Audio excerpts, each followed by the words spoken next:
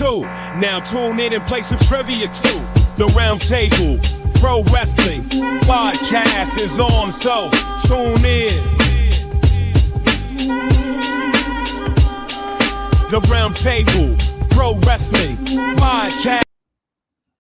Yo, it is Monday night here live on the Roundtable Pro Wrestling Podcast, and it is Monday Night Raw, and I am the franchise waiting for these other dudes to jump up in the piece so we can get this thing popping. How you guys doing today? If you're watching on TikTok, drop some hearts in the chat. If you're watching on Facebook, if you're watching on Instagram, if you're watching on all those other platforms, just say what's up.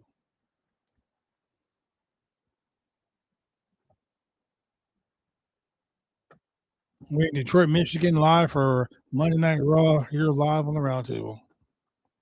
And of course, we start off the show off with Javon Evans, the YN.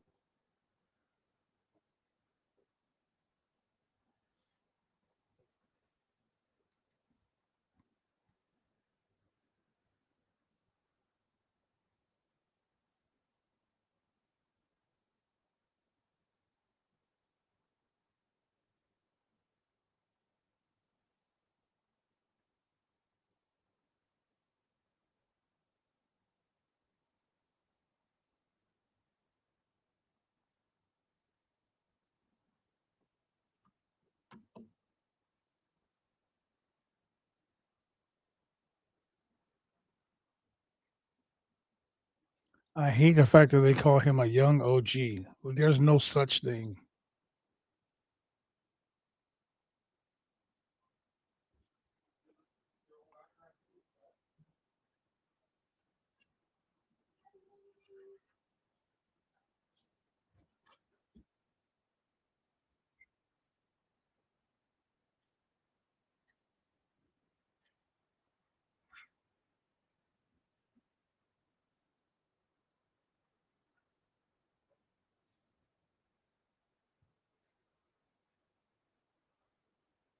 Oh, guys, tag team partner is Dragon Lee.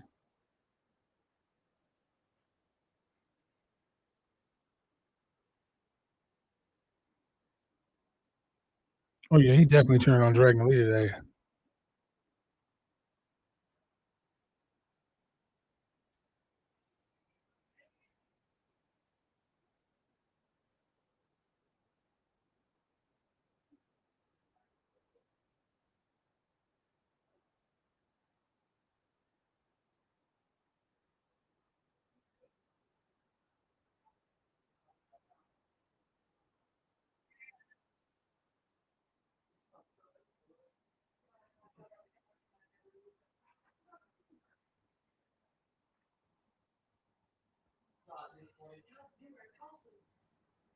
Oh, they're going against Division.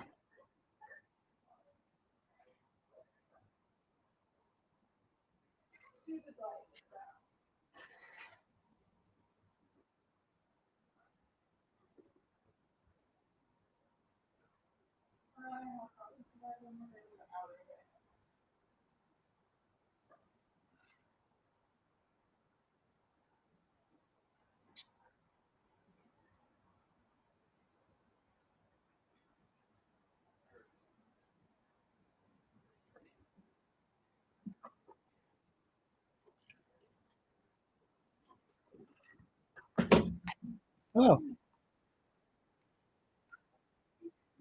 Mm-hmm.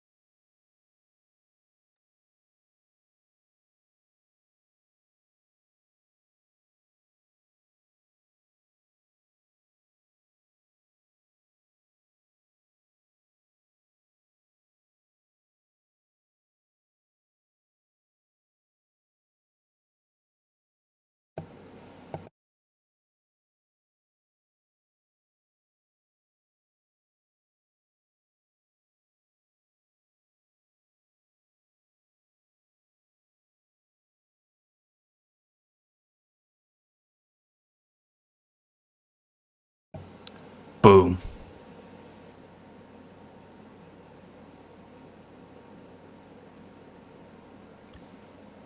Can you hear me now, Joe? Yes, I can. Oh. So what do you think about this tag team match right here? I give a fuck about it. Javon Evans and Dragon Lee. I don't see them. Yeah. This is about the vision and only about the vision. pretty much.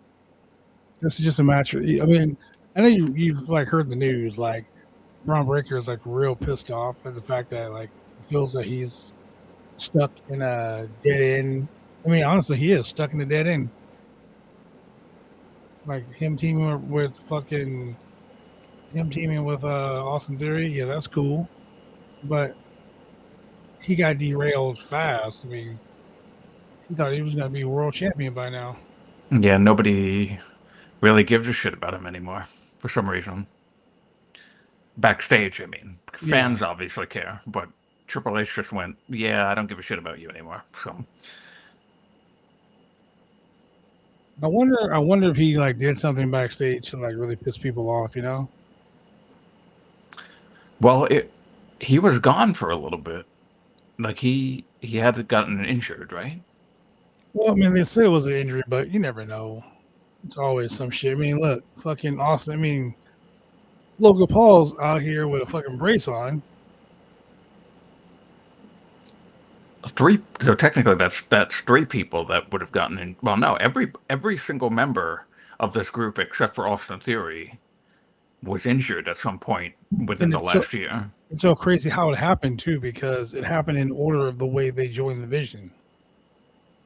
Did it? Oh, Yeah. that's crazy. Like so the first person in the vision was Braun Breaker, he got hurt. The second person was Bronson Reed, he got hurt.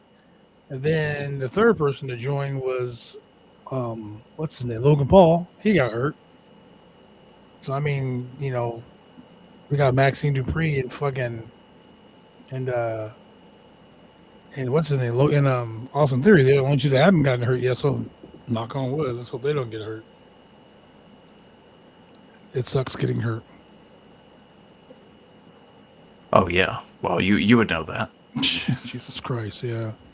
I'm just now getting to the point where like I'm gonna start doing the bands to tone the muscle back up, because I haven't been able to work out or nothing. And I went from like 225 to like 213. Oh really? Well. Yeah, yeah, it sucks. Well, hey, I mean, you can either lose weight that way or get that Oh yeah. crazy sickness going around that gives you diarrhea for 3 weeks. Can you imagine? Oh my god! Like, I don't know what I would do. It'd be really depressing to be shitting my brains out constantly. When's the last time I was on a Raw stream? It's been a while, right? I know. I was just thinking that. That's when I saw you. I was like, oh shit, Drew's here. I'm waiting for fucking Julian to jump on. Shane decided he wanted to go watch a movie. Shane does his movie thing like every other Monday, and yeah, and I was like, you know what? I'm sitting here. I got nothing to do right now.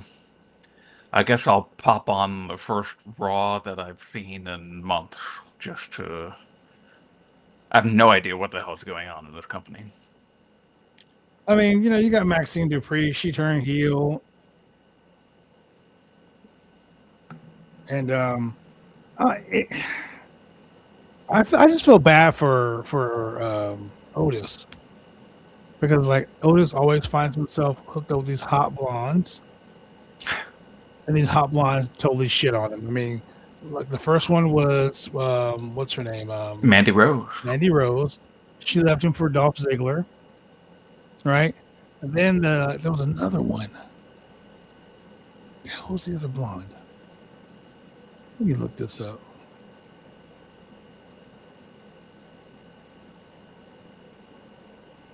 I don't remember there being another blonde. Mm-hmm. Yeah, there was three.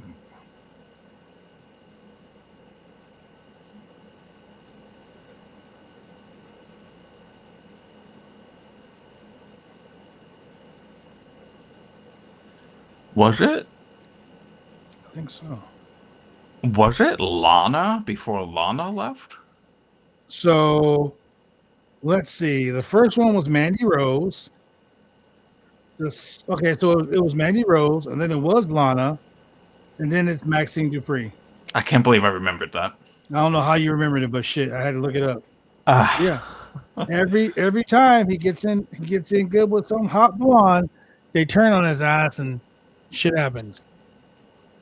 And then he gets buried in the shuffle. The only way to make when was the Lana thing? When did that happen? that was It was like 2021, 22. So 2020, he had the storyline with Mandy Rose that led to WrestleMania 36. 22, he had the story. No, 21, he had the storyline with Mandy Rose. And then for Maxine Dupree, it was 2023 to 24. Wow. I just feel bad for him. The only way they can make this whole storyline even matter anymore is if they put the tag belts on them. Oh, he about to get killed by Braun. And that's not going to happen. Oh, shit.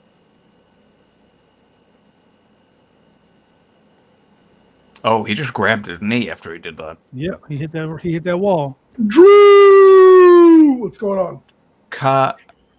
Wait. Kaiju. What are like Kaiju? Oh, okay. Bro, he just speared him to the edge of that fucking. I mean, he just crossed body right to the edge of that table. Dude, I love the way Awesome Theory sold that stunner.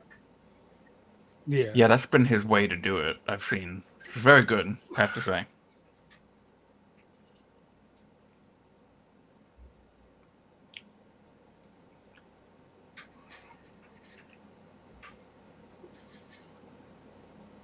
You got this young YN in the ring. He needs to slow down his style a little bit. He does. He's gonna get hurt. Yeah. And that's why I was telling Shane. Shane's like, "Oh, you just hate him because you know this and that." I'm like, no, no, he has Listen. He can have decades of wrestling behind him if he just slows the fuck down. Listen.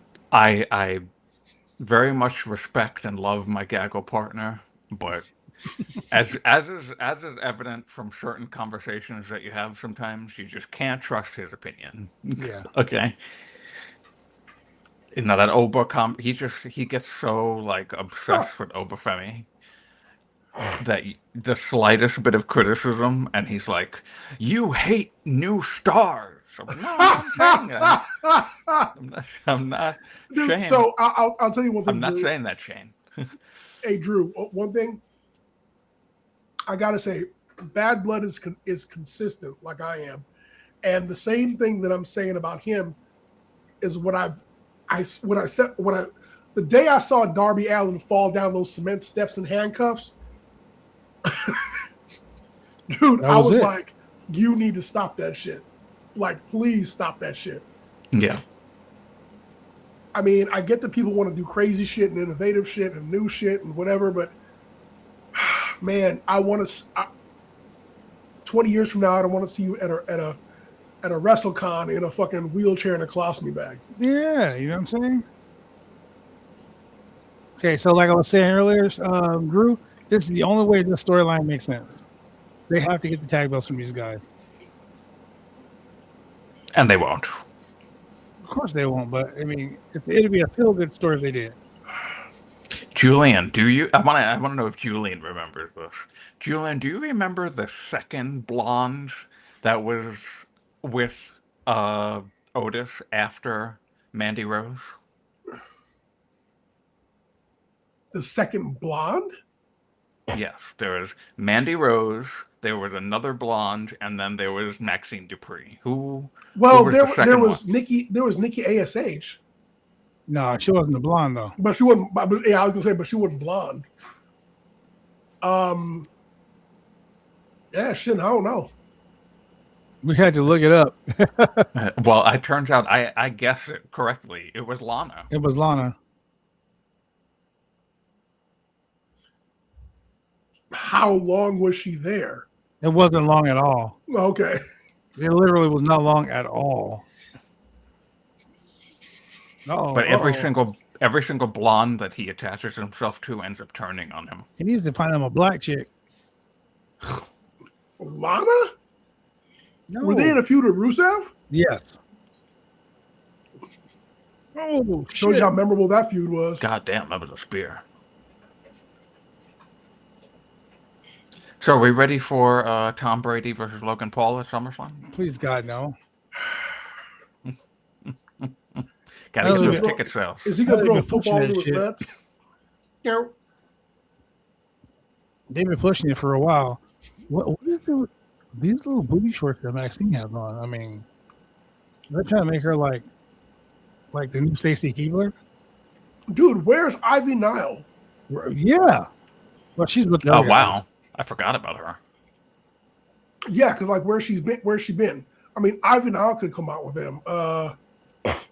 But she's with the other Alpha Academy. The Creed What happened brothers. with the Creed brothers? Actually, Yeah, they're in Mexico. They're in Mexico. Yeah. Yeah. Ah, ridiculous.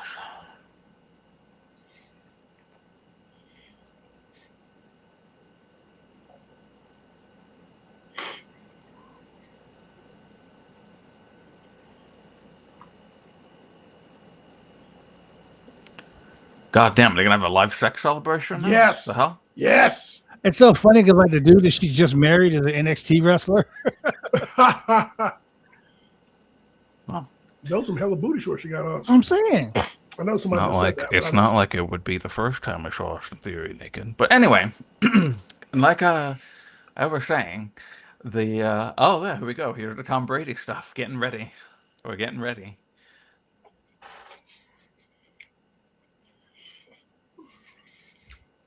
Logan ain't wearing that arm brace.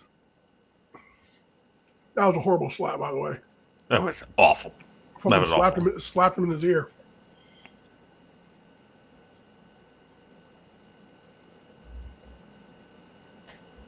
$10,000 on a roll. He cursed Argentina.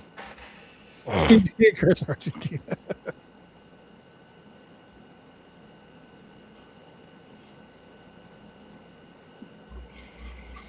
Liv MAGA. I mean Morgan. I used to love Liv Morgan, bro. Now it's like, oh, come on, bro. Maca Morgan. Look at them Eddie Guerrero shirt she has on. The young Dom. Did she spit on him? Wow. They want the human monies back? Yeah, because I guess he stole the money from her. Oh. Like you can Like tell. Like, oh, now they show the picture. I'm okay. Oh. Yeah, now they're showing the video.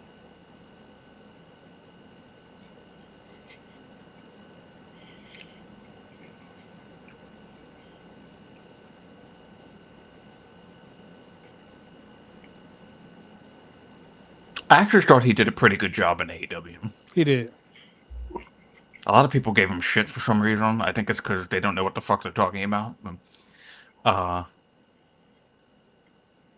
obviously the Jericho stuff kind of chopped him off at the knees a little bit, but I think he was actually going to have some good stuff. I'm surprised they didn't put a singles title on him. You know what I mean? Yeah. They should have. I mean, one of those fucking titles. They got like fucking 740 titles there. That would be correct. They could put one on them.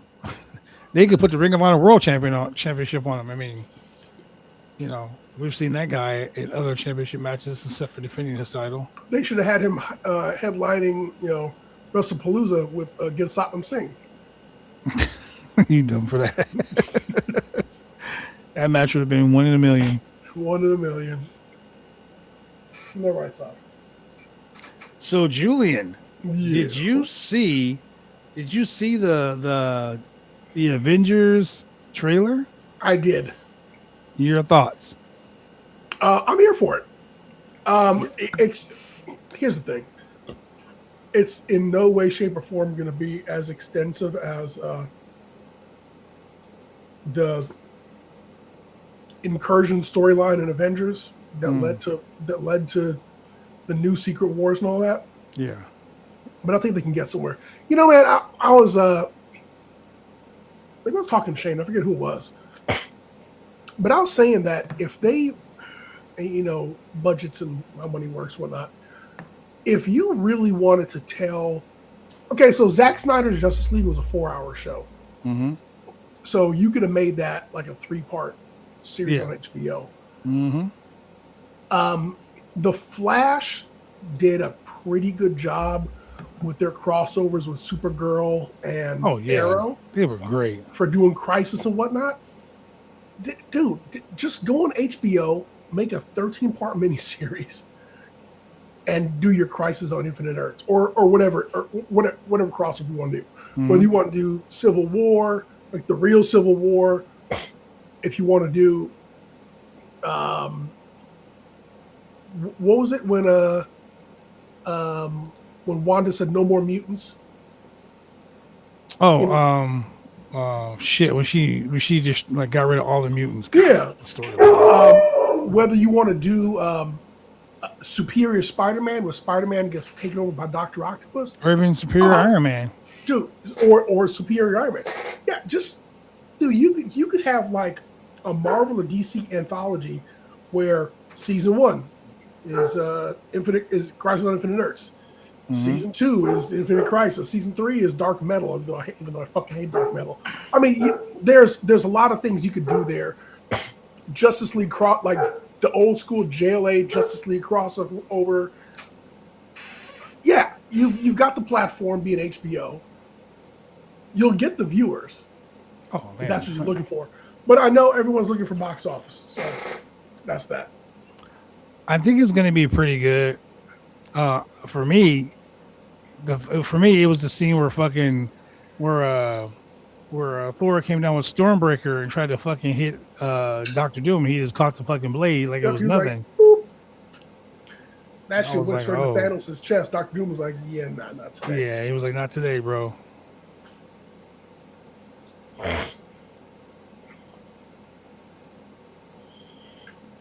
Oh my god, the Danhausen parade. Why is Danhausen hanging out with R-Truth? Because comedy wrestlers hang out with comedy wrestlers. That's why. You got whiteface and blackface. Wow. That should be their tag team name. And so now they've whittled it down to 3 little people. Well, all those minis are from Billy Blade's wrestling show. Yeah.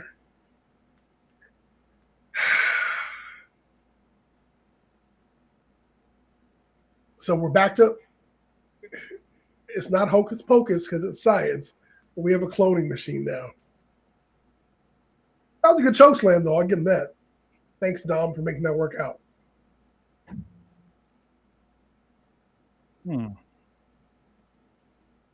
Yeah, I did actually think his choke slams are pretty good.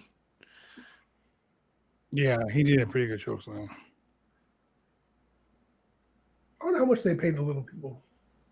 Don't say I can ask them when I see them.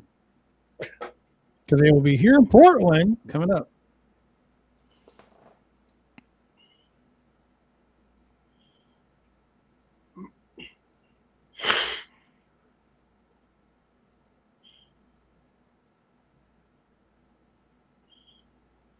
What's in his little doctor's bag? So, Drew, what do you think about Nick Aldis fighting Gunther at SummerSlam? Give me 1 second. I'll be right back. I think it's a little weird. Do you care? No. Okay. There's very little about WWE. That's the very first question I should always ask is like, do you care? Like, I say, I don't even know what's happening at SummerSlam for the most part, but I will say probably the match that I would be most interested in seeing is Punk and Cody. Like, that's pretty much it. I can't think of a single other thing that I care about. Okay. Yeah, I'm not about this interim women's championship match. Is Rhea Ripley the champion? Who's the champion? Is that her?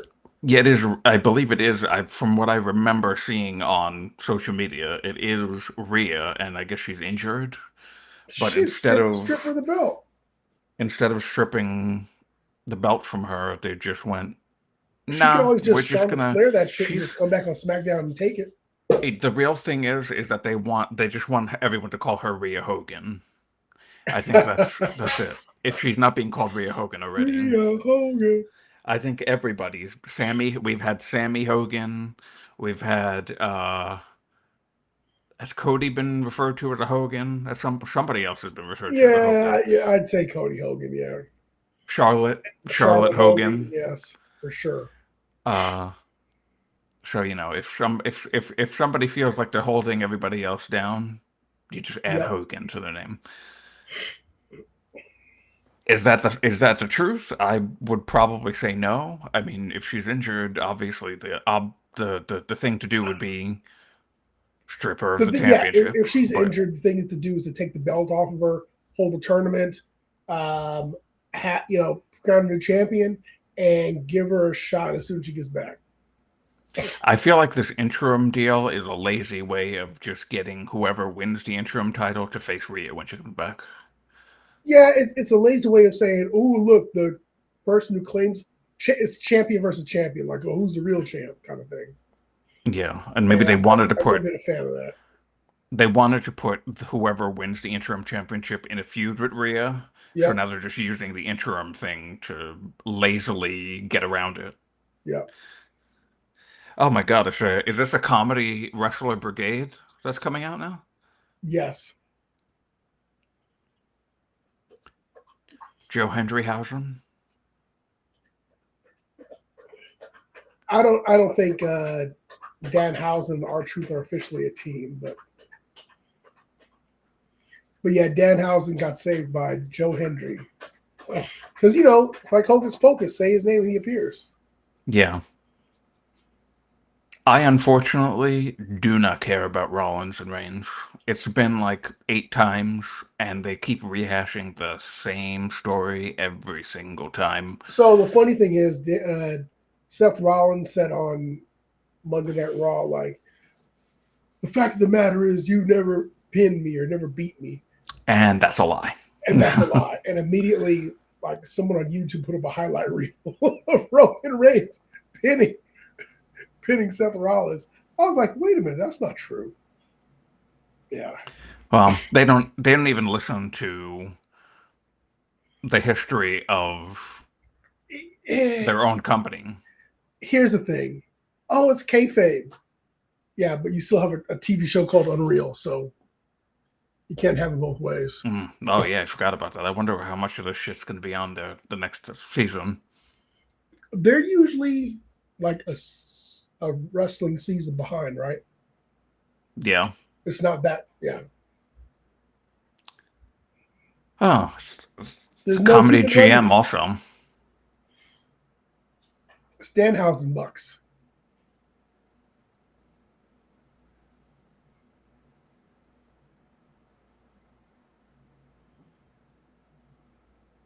The one with the head. Oh, I wish Shane was here so badly right now. They're throwing Oba in this comedy segments, and they think that he was supposed to be the one that was going to take the belt from Roman at SummerSlam. So this is funny. Okay, so this is funny because it's consistent. Like, this is as bad as a time when Chris Jericho turned around and accidentally spilled coffee on Kane, and Kane is like, "We've got a match tonight."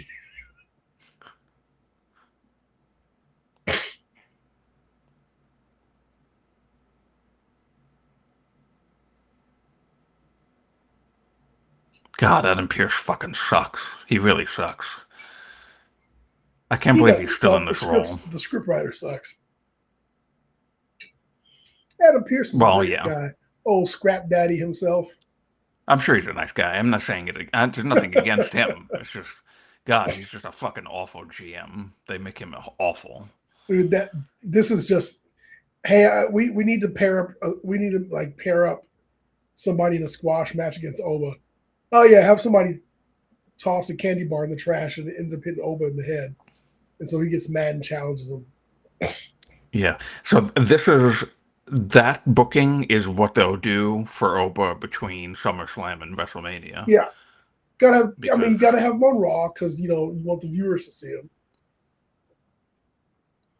And the assumption here is that he just ran to the locker room real quick and changed.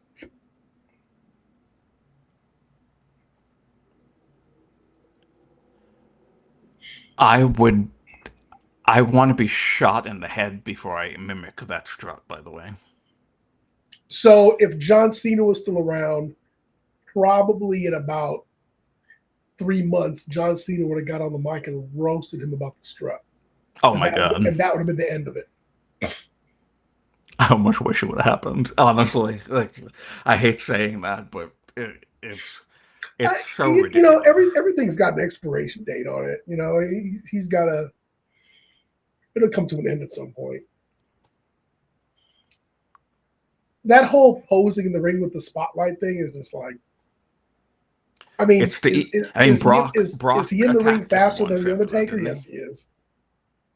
That's like the easiest way to attack a guy, and correct. That's his entrance every time he comes out to the ring. It's so formulaic and nonsensical, and it's just, oh God, why am I watching this? I don't know. Why am I here? Why am I here? Why do I exist? I don't know. It's because I saw him alone and I felt bad. I was like, all right, I'll try and contribute. Hey, look, now I'm to here. this. Yay. And now you're here. I could leave, but I'm not going to. I'm going to stick to it. You can't leave now. Now which episode are you on Gaggle Reflex? Is that still the name? Yeah. Okay. I don't remember what number we're on. I think we're on 7. That sounds about right. I think 7. I have you guys saved on. I have you guys saved on Amazon Music podcast. Oh no, we have to record one this week because we don't have one in the can for this week for Friday. You don't have one in the can? That's amazing. We generally when we record we do 2.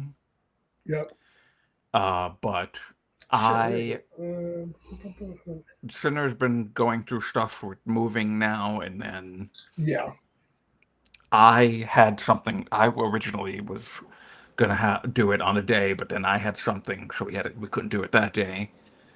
So at some point this week we've got to sit down and record another episode for this Friday. Gotcha. And I believe it'll be episode 8. I'm pretty sure. Okay, Amazon Music podcast.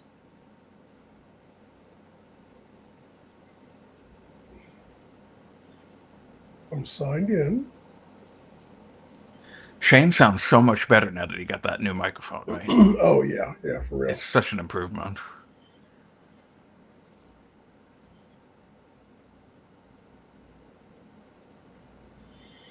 Everybody's got one of these immersive experiences here in LA. So I'm getting an ad for a Stranger Things immersive experience. There's a Superman one. There's just a whole bunch of them. Oh, actually, this one that they're talking about in here, the one in Philadelphia, I just saw that. That's at the King of Prussia Mall. Oh, is it? Okay. I know what that is. Yeah.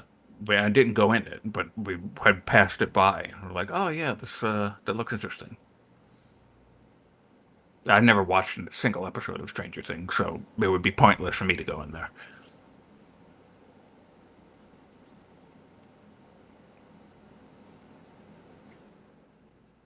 Oh, they'll be in Brooklyn, New York on November 2nd, and I still won't care. Brooklyn. What you doing in Brooklyn there, Drew? Well, the smoke is starting to clear from the Canada fire, finally. Yeah. So that's nice. I'm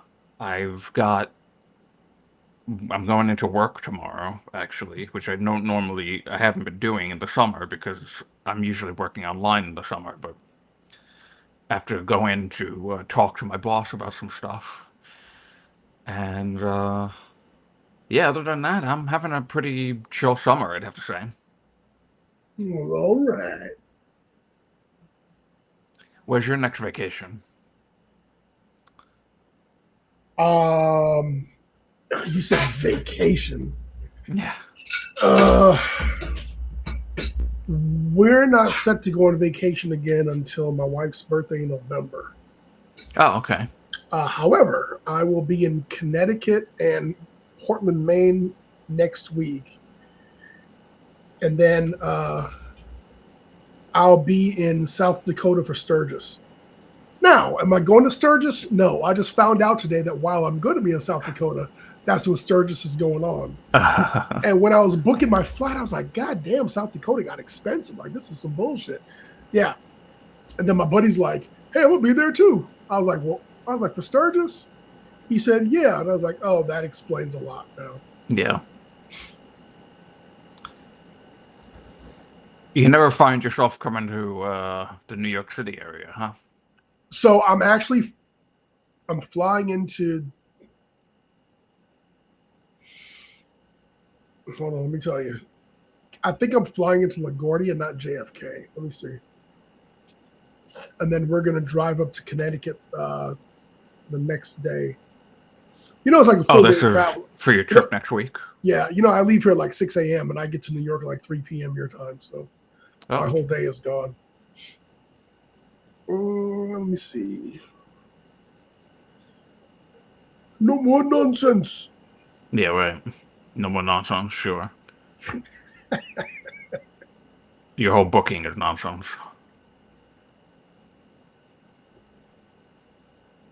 Nope, I'm flying to JFK. Yeah, JFK is going through some crazy remodeling right now. They are. Yeah, when I was there last time, there's a lot of stuff going on. You know, the one thing I haven't done is I haven't like had a layover there where I just like took a day and enjoyed the city and check out stuff. I need to do that. Yeah, we could hang out together one day. Yes, cool. I would very much love that. You could take me for my New York style pizza. Hell yeah.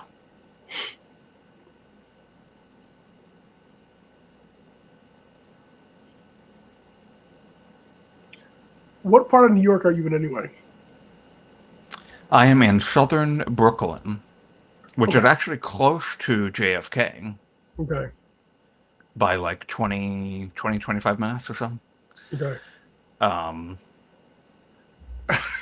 The last time I was in New York, I racked up a shitload of tolls, man.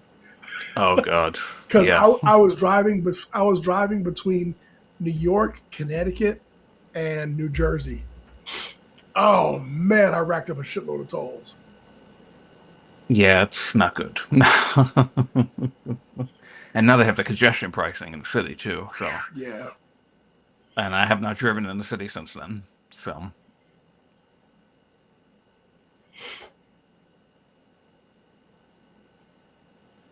I get hit with a toll if I go to the Rockaways, which is over a bridge into Queens. The Rockaway Mall? No, is there a mall there?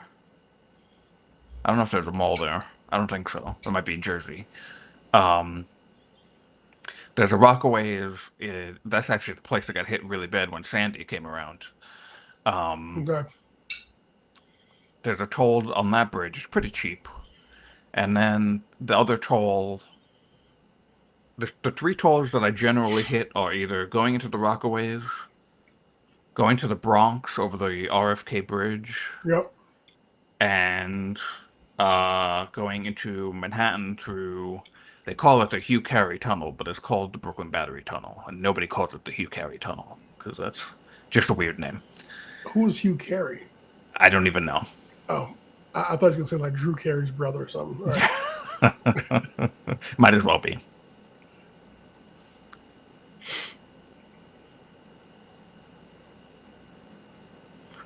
When is AEW coming to your part of town? Well, they were just here for, was it Double or Nothing? I think it was Double or Nothing they were here. I didn't go, though. Okay. And I'm actually happy because the weather was garbage that day. I think the next time they're around my area is either next month or the month after. They're going to Philly.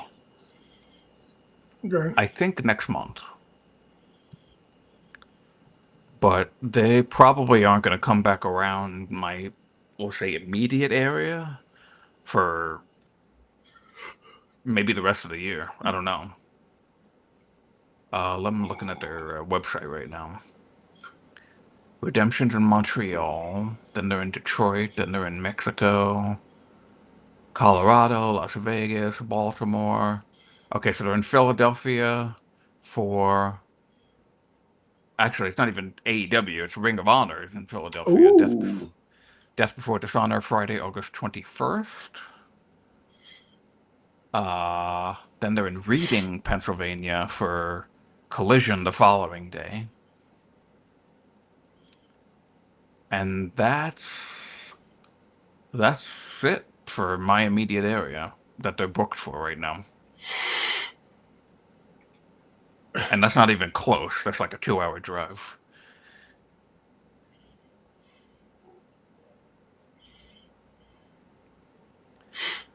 I know. I think it was the last holiday. Usually around the holidays, they come to the Hammerstein Ballroom. So maybe I'll The get a chance then. Hammerstein Ballroom, the home of ECW. Yeah, they did. I think they did it the last 2 Christmases, I believe, or just last Christmas.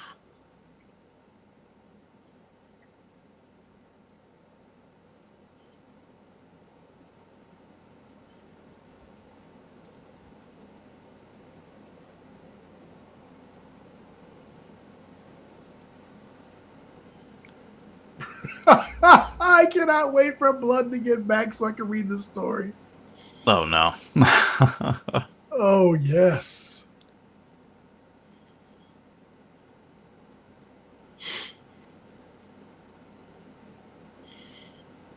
Oh, this is hilarious.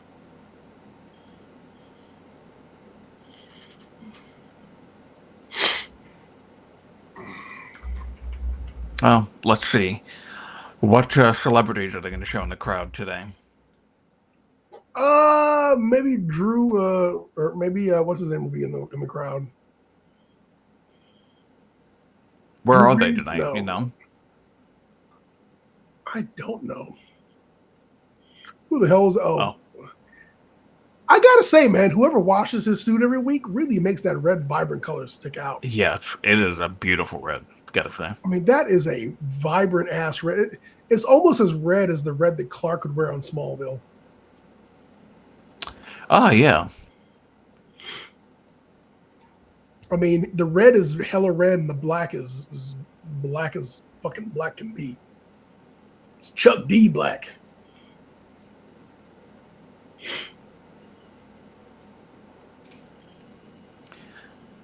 Hey, speaking of which, how's the flooding in New York, where you are? I don't usually get flooding when we have bad storms. Okay. My garage will back up, but it won't be like knee deep or even ankle deep water. So yeah, I've been lucky. I had I think we had one real flood in Mm-hmm. the entire time I've been alive in this area. Gotcha. But there are some like pockets of Brooklyn that do experience some bad flooding. Yeah. Even so, during Sandy, it didn't flood in my area. Oh, dude, during Sandy, it was like horrible every place down there. Coney Island usually floods out. There's like some pockets of like Canarsie and Bed-Stuy, mostly like lower areas, the old farmland areas.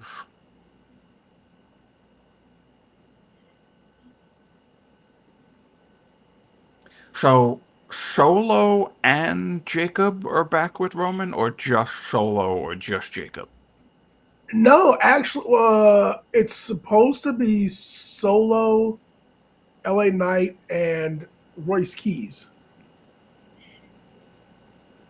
I think. So Solo's I not don't back think. with Roman. Yeah, Solo's not back with Roman. I don't believe. Okay.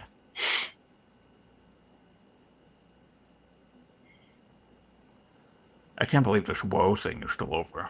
That's crazy. It's been years.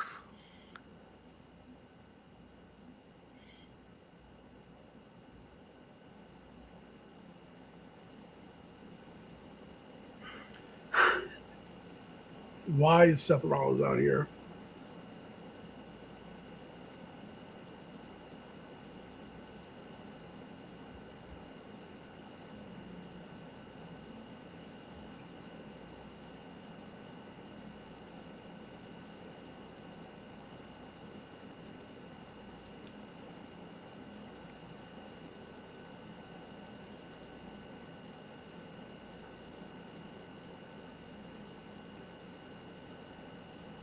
Oh shit! Oh damn. Okay. Well, Drew, it's me and you. It's just the two of us. Just the two of us. Just the two of us. Oh. We can make it if we try. Just the two of us. Just Drew and I. Who do you think Seth Rollins' best feud has been with? Oh wow, that's a good question. That's a really good question. Best feud. Not Roman, unfortunately. I want to say Roman, not but Roman. it's definitely not. So that one, their feud got derailed by Jon Moxley leaving because you really could have had a 3-man feud kind of going on. But yeah. I'm not going to say the Fiend, and I think it's just no. Yeah, you know why. Yeah. Definitely not.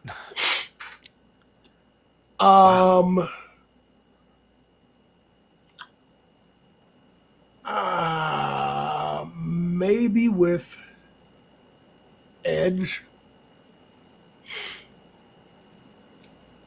Although that was kind of coming off a pandemic, so it just didn't come off that great. Seth went to his house, I think, right? They did a thing at his house. Yeah. Yeah, that wasn't great. Yeah, so that wasn't too bad. It was all right. It was. I will say honestly, I think his feud with Cena was pretty good. With who? With Cena. Yeah. Well, you know, I think it was feud? Cena's job to make anybody look good. He had a good feud with AJ Styles. So the match at Mania where he ended up going into making a triple threat match and beating Roman and Brock Lesnar. Yeah. He had a fantastic match against Randy Orton at Mania where he lost. Oh, I do remember. You know what? That feud with Orton when the Authority time, so that was very good. Yeah. And so that was a great feud, and that was a great blow-off match to that feud. Because he went for that curb stomp, but Randy launched his ass in the air and hit that RKO, and that crowd popped so fucking hard. He had a good feud against Cesaro, but it wasn't that elevated because neither of them was really, well, I'm sorry. Cesaro to me has always been like Shelton Benjamin, like the dude who really should be one of your main event stars. Yeah. But they always kept them like tag team level or something like that. And so that's why his feud with Cesaro didn't, get as much shine as it should have. I thought like one of the best matches they ever had on Raw was Cesaro versus John Cena in the open. It was like one of the open championship challenges. And it was one of those matches where you're like, oh shit, I think Cesaro might actually win. And he didn't, but it was so good. He looked so good in it, you kind of thought maybe he was going to win. Yeah, they usually did that with Cesaro a lot. Yeah. He had a feud with actually when Cody came back, his feud with Cody, I did enjoy him. His feud with Punk was a little bit convoluted. I know that Punk came back. He was like, this dude walked out on WWE when they needed him most kind of thing. And, he's a parasite and I hate him and yada, yada, yada. But there's too much other shit going on at the same time. So it never really got the full attention that it deserved. Yeah, I think that the feud with Cody was a lot better than the feud with Punk. Yeah, I'll agree with that. Oh. I thought, or are you just closing your thing? Oh, Adam Oh. Woods. Hi.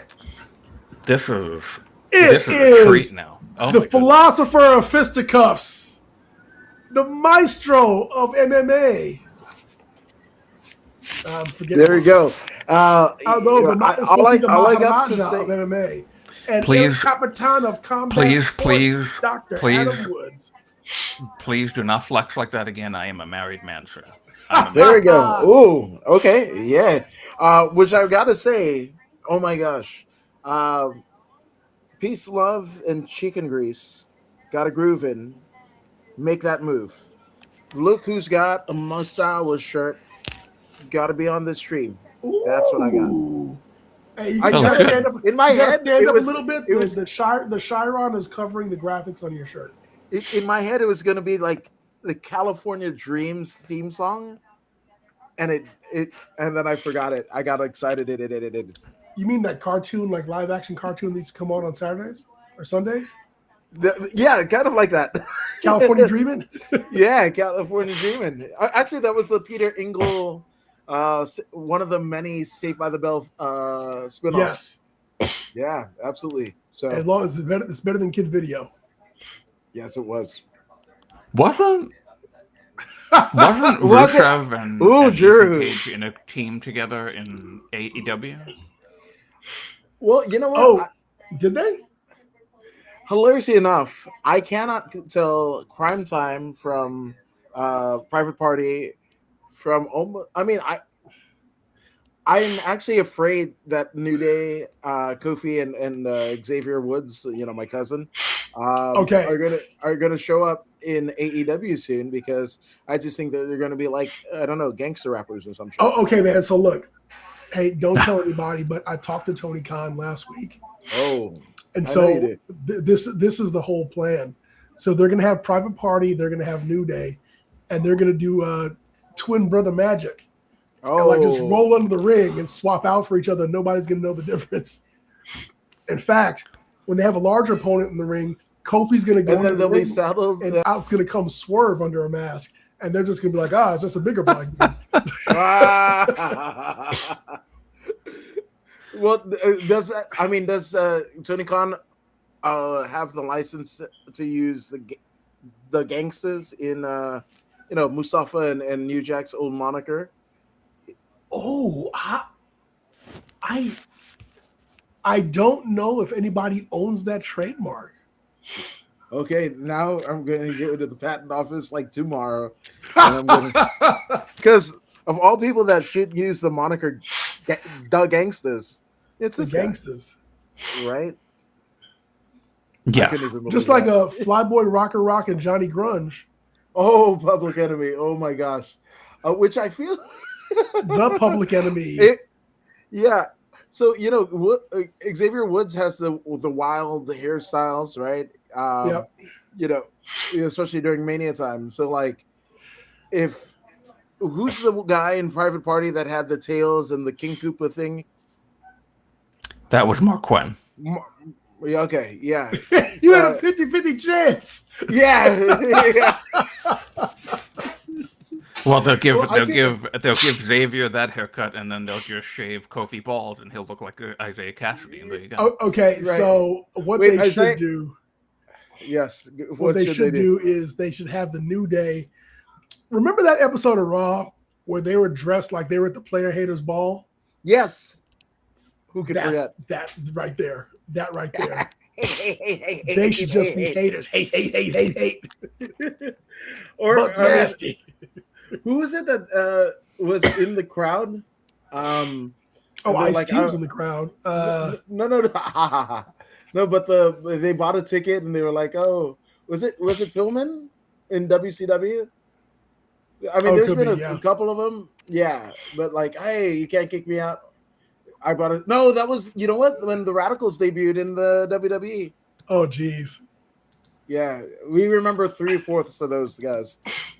Dude, I'll never forget when the Radicals came in and Eddie busted his bloody elbow. Was it their first night out or second night out when Eddie busted his elbow? Yeah, it was. I feel like first because was Foley, was hugging them and whatever.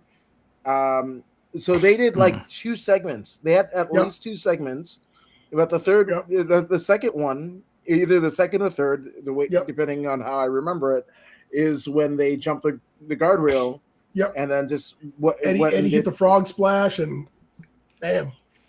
Bro, I mean, he gave it his all. He gave it his. He put some stank on it for real. No, yeah, 100%.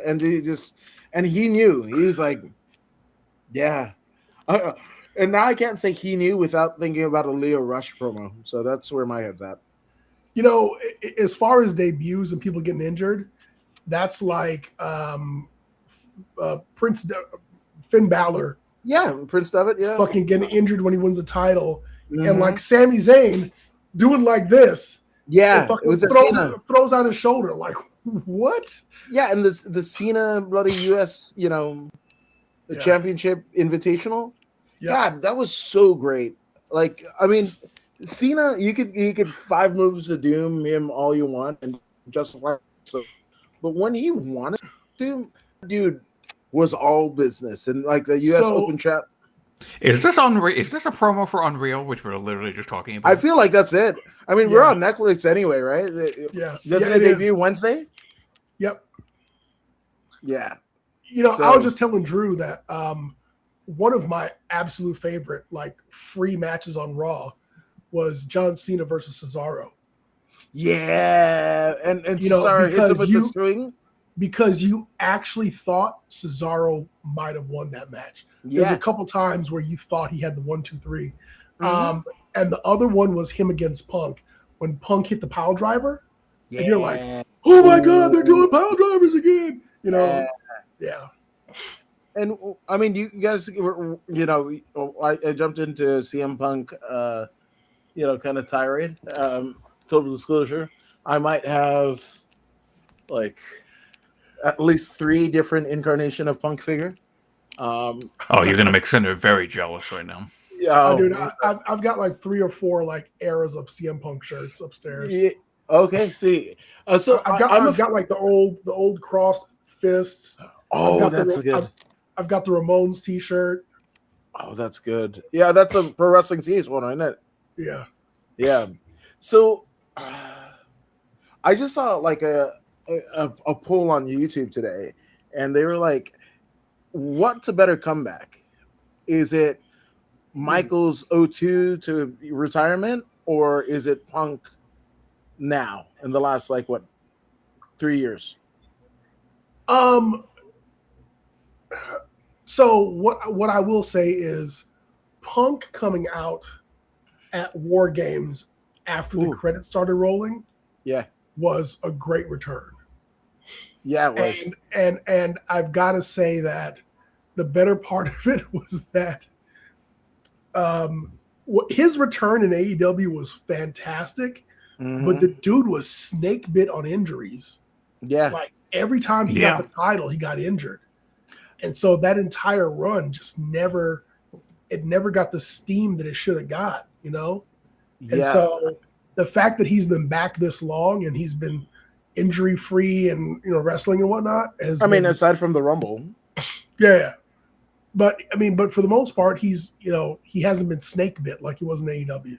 Yeah, but also he's a body guy, which is we were talking about Eddie Guerrero, and it's funny because I think Punk on the Stephanie McMahon podcast was talking about that match, and I have it on DVD somewhere. That first Ring of Honor show where it's the 3-way Punk, Ray, and Eddie.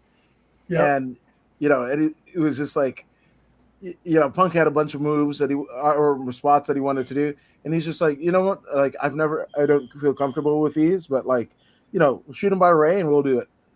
He was just that dude, and I miss Eddie so much more. Seeing Punk now, it's like what could have been with Eddie. Does that the tragedy with that other member of the Radicals happen if Eddie hadn't had that heart attack? I mean, of course, he would have like something would have happened because the amount of like traumatic brain injury that that person had. Yep. What the hell's that stick in the middle of it? Oh, okay. This is Ooh. his fireworks. Oh, I was just happy to see you, Drew. Yeah, I mean, yeah, hearts. Which, by the way, you're like when CM Punk coming out, I thought Drew was gonna pop. Well, I don't know if I'll ever pop as much as I did when he first returned at War Games. That was Which, by the way, legendary. does that make yes? So, does that make Punk when you think about the AEW return, right? Yep. The Survivor Series, right? And then Yep. all the times that he's come back from injury in both promotions. I mean, if you're looking at the holy grail of return, from injuries and we're going to have the name redacted of that a quarter of the radicals that we don't speak of, Sure. right? Because you could make an argument when he came back, he had a hell of a pop. But if the standard bearer, at least in WWE lore, is Triple H returning at the Garden, right? I think Punk, between the two deals, right, for the current era, is in the running to have like the greatest return impacts. Now, pardon the pun. So if you're talking about just the pop alone, Austin coming out of AT&T Stadium, Yeah, that too was a huge. I mean, oh yeah, you were there. My bad. No, I wasn't. I was not at Okay. AT&T. No. Okay. I was at Levi Stadium. Okay. Yeah, we were talking about that earlier about the pop that Seth Rollins. Dude, that Lesnar Roman match was fucking Garbage. tanking, dude. It was. Yeah.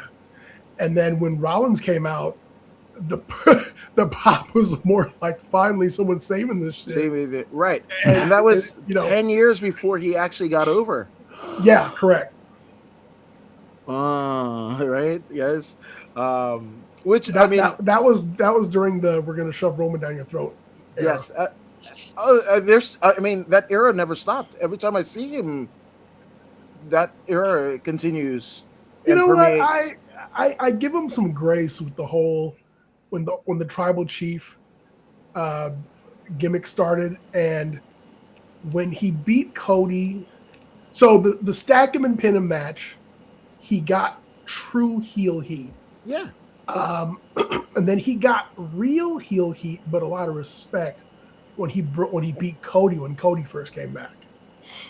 Because then you're like, oh, this is the guy, and that was like that was almost at the peak of the Bloodline saga. By the time I went to Rumble, in San Antonio, the Bloodline saga had pretty much gotten as far as it was going to go, because that's when they turned on Sammy.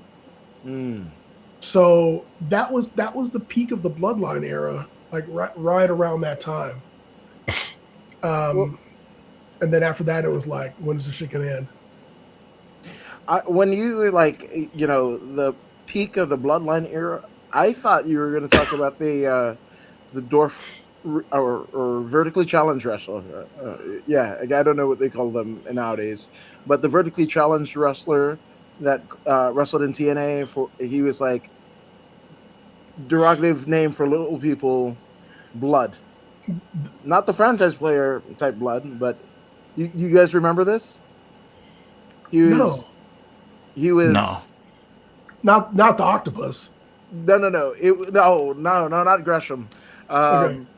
I don't know how to say it. I'm gonna put it in the private chat. Oh shit. Yeah, and you guys up a memory.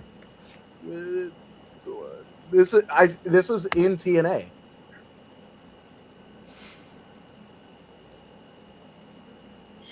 So you got it, Julian? Oh, whoops, wrong private chat.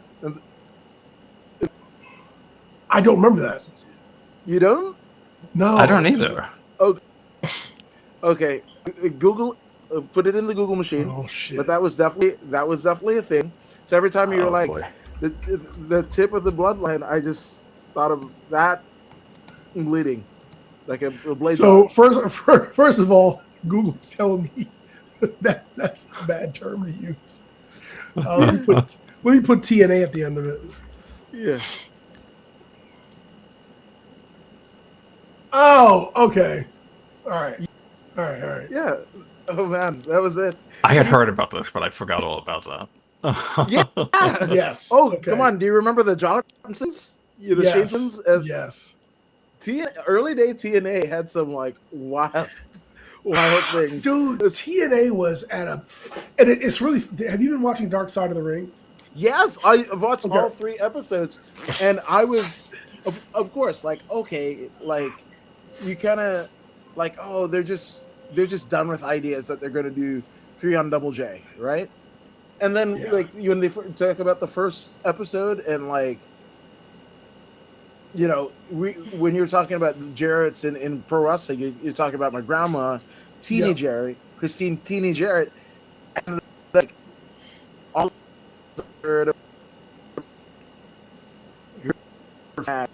and Lawler and whatever. That's her grab, holy grab! Like, and then Jerry Yeah. Jarrett was like a heart, and then that kid, Yeah.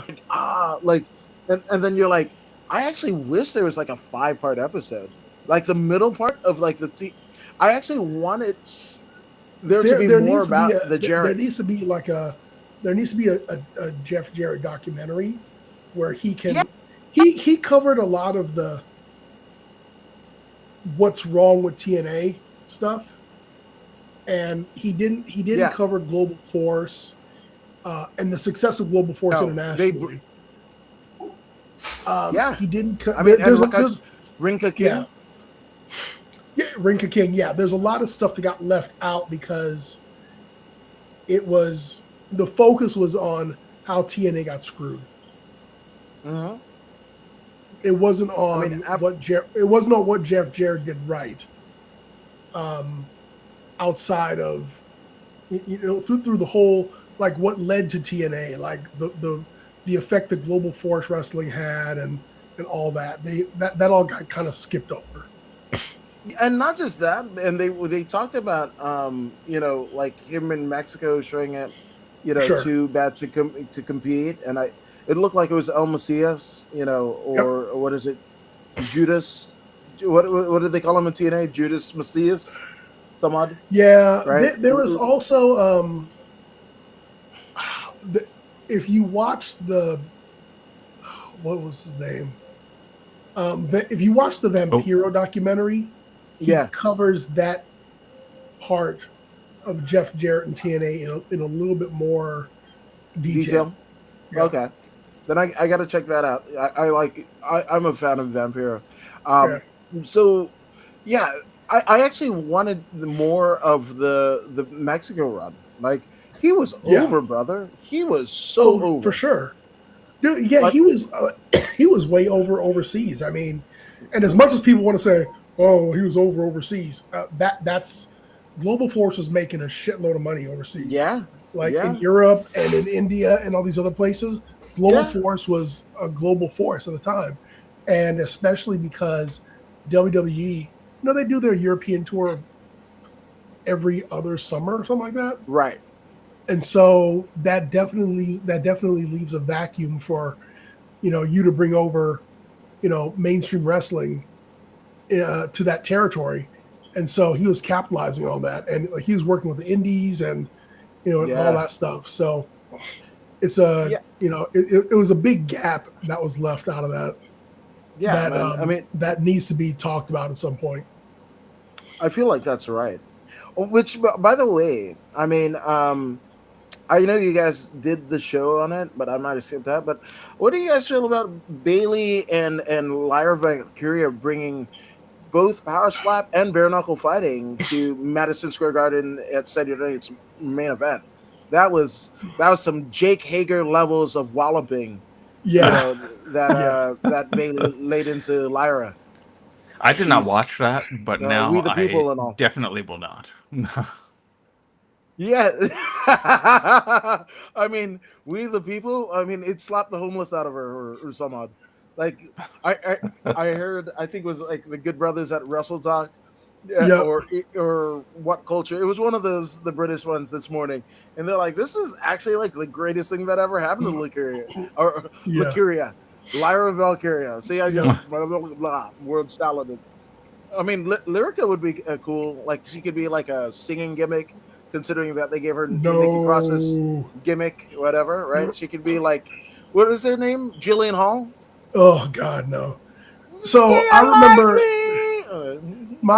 my favorite Lyra Valkyria match was when Nia Jax gave her that Annihilator when they were over in Oh, and Australia. just sat on her damn chest. Oh my God. I was like, oh my God, I think she killed her. Like it looked so legit, you know. It's really it's still funny. real to me, damn it. It's still real to me, It's damn really it. funny that they're doing this whole like chapter saga of only the matches that Seth Rollins pinned Roman Reigns. That is correct. Not the other way Yeah. around. Okay, okay. You So never beat me, Roman. Yeah, yes. do you remember like an era where they were saying that the Shield, and this is like WWE shilling, at its like most Shiltastic. yeah, pretty much, right? It's Shilomania. But they were saying that that was the greatest faction in WWE history. And I'm looking now. Yeah. I mean, what are your guys' thoughts? I have my thoughts, obviously. So I'm gonna say that 3MB was the blood runs cold to the Shield NWO. Okay. And the reason why I say Drew's just gonna laugh at me. This is popping. Because 3MB was poised to have like a serious, like a monster heel run. If they, Drew, why are you laughing at me? 3MB could have had a monster heel run, and they could have been on a fucking tear.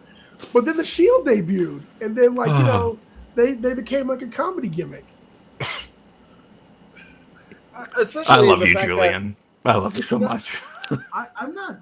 I'm not mad at that. Especially like 2 out of 3 of the guys became like legit world champions. Whoa! Hold! The one-man rock band was like a master tag team technician. Him and Rhino won the tag team belts like all across the globe, man. Yeah, that 100%. That faction's a championship factory. Yes, it is. But I mean, look at the Dangerous Alliance, though. Look at the Hart Foundation. Of course.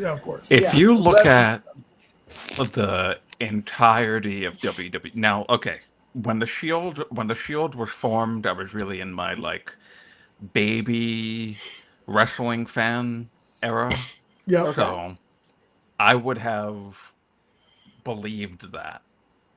Ooh, see what I did there? Yeah, nice, that. Drew. Good job. That's so pun. You're so punny. Yeah, I try. Now you're Macy Gray.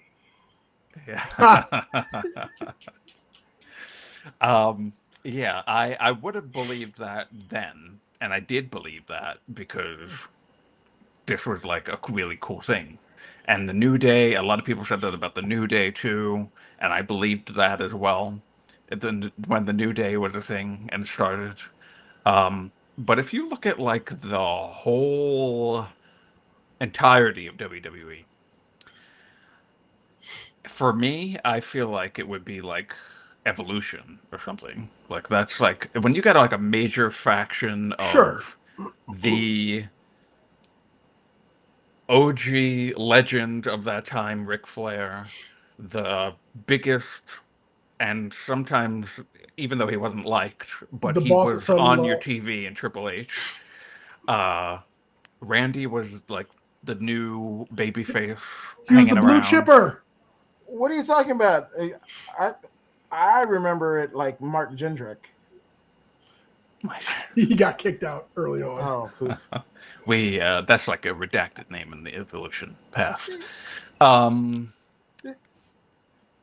And then Batista was. I mean, I think that group genuinely made Yeah, Batista and Orton, and then continued the legacy of Triple H, and then brought back a new legacy for an older wrestler in Ric Flair. That's like the Yeah. perfect thing. Each guy fulfilled his role perfectly, and each Yeah. person became better as a result. Sure. I can't disagree there. Oh man, that Batista era, especially is the run with Eddie. Like, I mean, Batista Yeah. was just. I remember just like anytime that I could. I think I was taking number 2 in my office, and I would Batista bomb it. Yeah, yeah. I was just saying, and Kerplunk, it was bombs over Baghdad. I mean, I'm more referencing the Outcast song of the same name rather than the ongoing war that is happening. So never forget. Wow, damn! That was what took the everything out of the room? Jeez, I gotta Batista the bomb the hell out of my bathroom again. Jesus. I guess I gave a pretty damn good answer there. Look at that. Yes, yeah. I feel like, I mean, when you were like whole inside, it's like, hey, pride is forever, man. Hey, well, I mean, remember so granted, the New Day fought the Usos like 3,126 times. But then you got the Kofi Mania out of that. Now, did he lose to Brock Lesnar in 9 seconds, 6 seconds? Yeah, dude. Oh man, okay, so obviously Kofi should have had it. Like when I look at Kofi Mania, I think of Floyd Mayweather and Manny Pacquiao when we got it. It was 10 years too late. Like Kofi Mania should have happened, and the good brother Aaron Mahoney, Goose, the former WWE referee. Yep. Somebody actually just blew up that picture because he's one of the refs before Kofi jumps off of the balcony at the Garden and into Orton. Like somebody blew it up to him. That's when Kofi Mania should have happened. To me, then it was all the momentum. Almost. I mean, Kofi Mania in that era of a different name is the Cesaro section, right? Like, there's just like so many like missed opportunities, and you're like, oh my god, like I'm glad the dude got it, but I'm also like, I'm like, if LA Knight gets a championship run, right, in 5 years, 3 years too late. 5 years too late. Yep. Or 5. Yeah. I mean, he's been back how long? Like 2023? Dude, is when they resigned him back? I keep on saying as soon as Punk came back, his shit got derailed. Yeah. He was headed up. Punk came back. He had that match at, I think it was one of the Saudi shows with Roman. I think it was a Saudi show. Yeah, I think so. Yeah. And he was like he was hotter than really anything in the company at that time. Like that was genuinely the moment. Because Saudi is a desert, right? Yep. Pretty much, yeah. A lot of bodies buried there, I'm sure. But there you go. Yeah, besides Nevada. But the mob, I'm talking about the mob, back then. Okay. But yeah, I feel like at that point was like his absolute peak. And then Cody came in. Yep. And that took one leg off of him. Yep. And then Punk came in and he became legless, and that was pretty much it. Yep. Yeah. Yeah. When you think about it that way, of course, like, okay, the WWE is printing money, and they have, and especially the ways there's more arteries to, promote both Cody and Punk, right? The what used to be the McMahon push is the TKO steamroller, right? So many, like the Fanatics fan fest, right? That just happened, right? And I mean, like, Yeah. like brought all of everything under one banner, right? The Knicks just won the championship, like Danhausen, like all of the things, right? Like, if you're a fan of something, Fanatics Fest had something for you, right? You Correct. got Tom Brady doing Cody's podcast and doing an Undertaker entrance, right? Like, these things would have been a pipe dream. Like, what is it, pre-Mania 39, right? And then here we are, right? But I feel like we're going to see the adverse effect of like a Cody and Punk and Roman be, like coming back part-time, stealing the show from just like Mandela effect, right?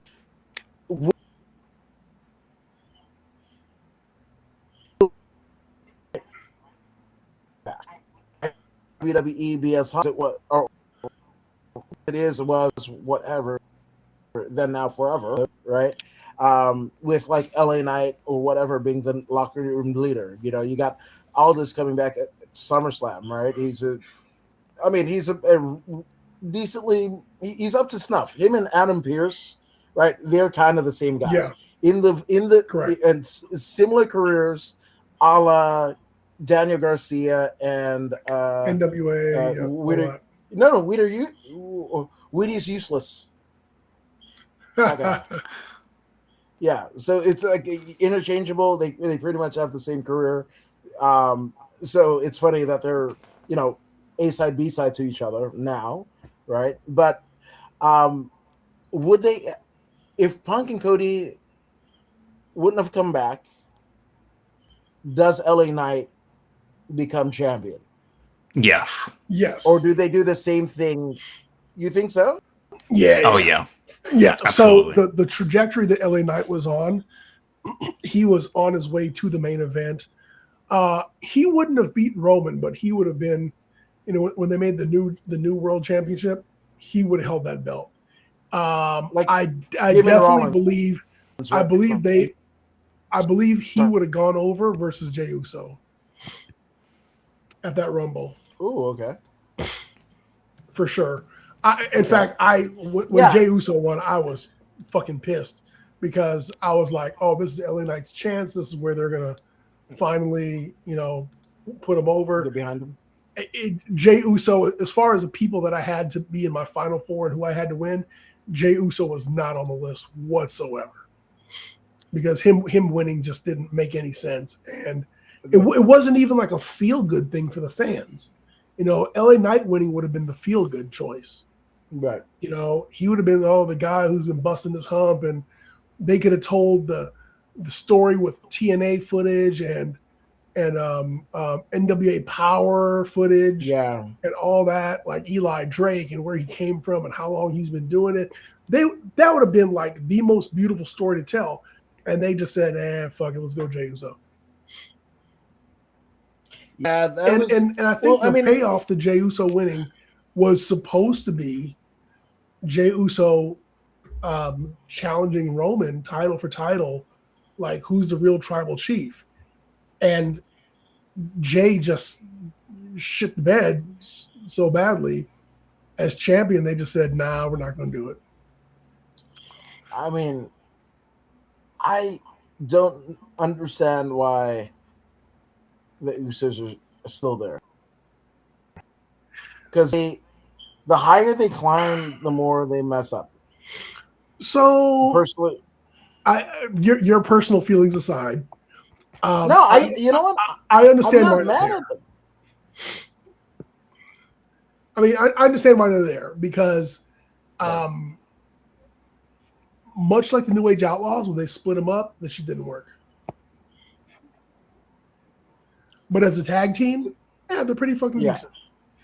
They're exciting. They're because you're only in the ring half the time. Like the Jay's cardio doesn't get exposed, dude.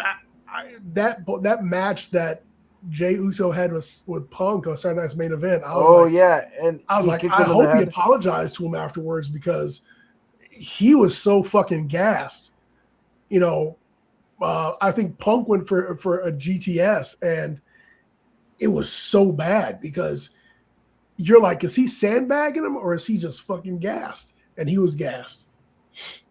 It was God, it was horrible. It was just horrible, man. And I think that's when they were like, Well, yeah, that neck break, coconut clunk their heads, right? I mean, because Samoan heads are, denser than the harder rest of the right. But now it's Jada McDonough. Crushers. They are harder than concrete, famously. Dude, if there's a headbutton championship, I would love to see JD McDonough against Haku. Dude, that'd be fucking amazing. tearing through it. Him going just toe to toe with Haku. Yeah, and now you got fucking LA Knight doing Slim Jim commercials. Like, dude, come on. At least when Macho Man was doing Slim Jim commercials, he was, doing something in the ring, Okay. Yes and no. When I look yes and no. Yeah, yes and no. Yeah, so nobody could.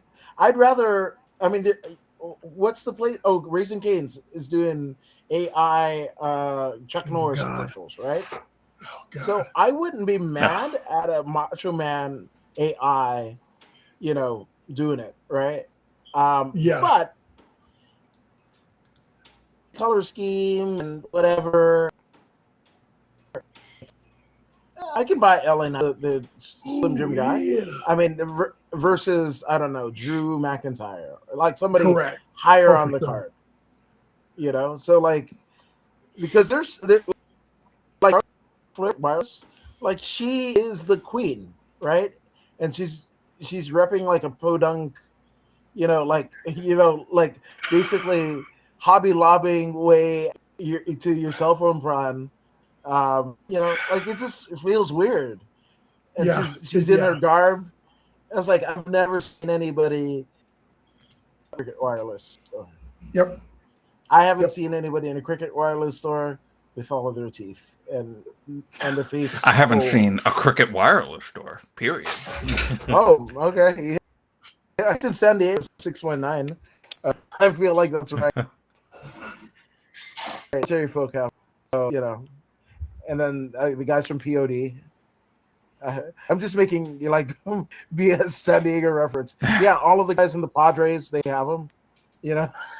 Like the Chargers, are they still there? Actually, they're down the road from me, so I can't even say that anymore. But yeah, it's which Drew.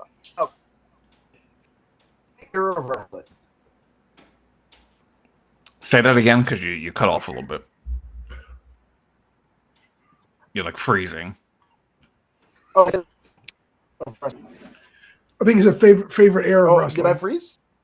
Yeah, a little bit. If for a moment, yeah. Okay, that's what he asked. Favorite era of wrestling. Yep. Wow. Well, like I said, I think it was about 30 minutes ago, I said that I was in my baby wrestling fan era when the Shield formed. So that should tell you my answer a little bit, because I didn't really watch. Okay. I didn't really watch wrestling up until then. So, but I would say, and I know you probably. I will say you might not like this answer, but I will say the introduction of AEW into modern wrestling now, I think really helped WWE become better. Because, man, it was a shit show for a while. Yeah. So I would say the 2019, 2020 really started kind of like an uptick for WWE in my case. And it's really because they decided to compete with AEW. I think that was really the start of them really getting up there until, inevitably they crash back down again. But that's the typical thing that WWE likes doing. But yeah, so I would probably say like in my time of watching wrestling from 2012 to now, Mhm. 2016 SmackDown Live was a really fun time to watch wrestling. Mm. I like that, the introduction of like a lot of new people from NXT. Yeah. Um, and they really and Daniel Bryan as the GM, I think that was really fun. A lot of people talk highly of SmackDown Live from 2016. Yeah. Uh, I would say a version of NXT from like 2014, 2015, Yeah. The gold, black and gold era. Hell yeah. Yep. but like early Black and Gold era in particular. Like Adrian Neville, like Yeah. him on top. It's a full, Yeah. like Full Sail Neville, Deals. Yeah, I would say, and that's like when Kevin Owens came the in. Ascension. Yeah. Yeah. All that. Like it's right, like that's a really, really awesome time. And then I would go the Sasha Banks versus 2019, Bailey. 2020 wrestling era that really kind of Mm. like, okay, we're not the ones that are alone here anymore and the only ones that anybody can go to. Now there's another company. Now we got to kind of step it up. Uh, and 2021 AEW was fucking phenomenal. Yeah. Was that Cody? No. Cody Dustin was pre lockdown, right? Was it pre-lockdown?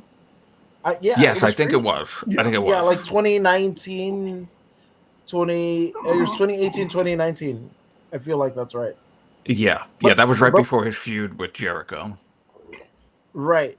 And Yeah, I mean it was AEW then, right? That wasn't an all in, all out thing, right? It was Yeah. Correct. AEW. yeah, it was AEW. Because that was also the night Mox debuted, right? In Vegas. Yes, that was Double or Nothing. Double or Nothing. Yeah. Yeah, when he stand up, all I can remember about that is like, well, it seemed like everybody in town, like in LA, were like Vegas. It was like this, like AEW was a speakeasy Yeah. times like 17,000 people, right? Mm. But I just remember like seeing like everybody's stories on whatever social media, right?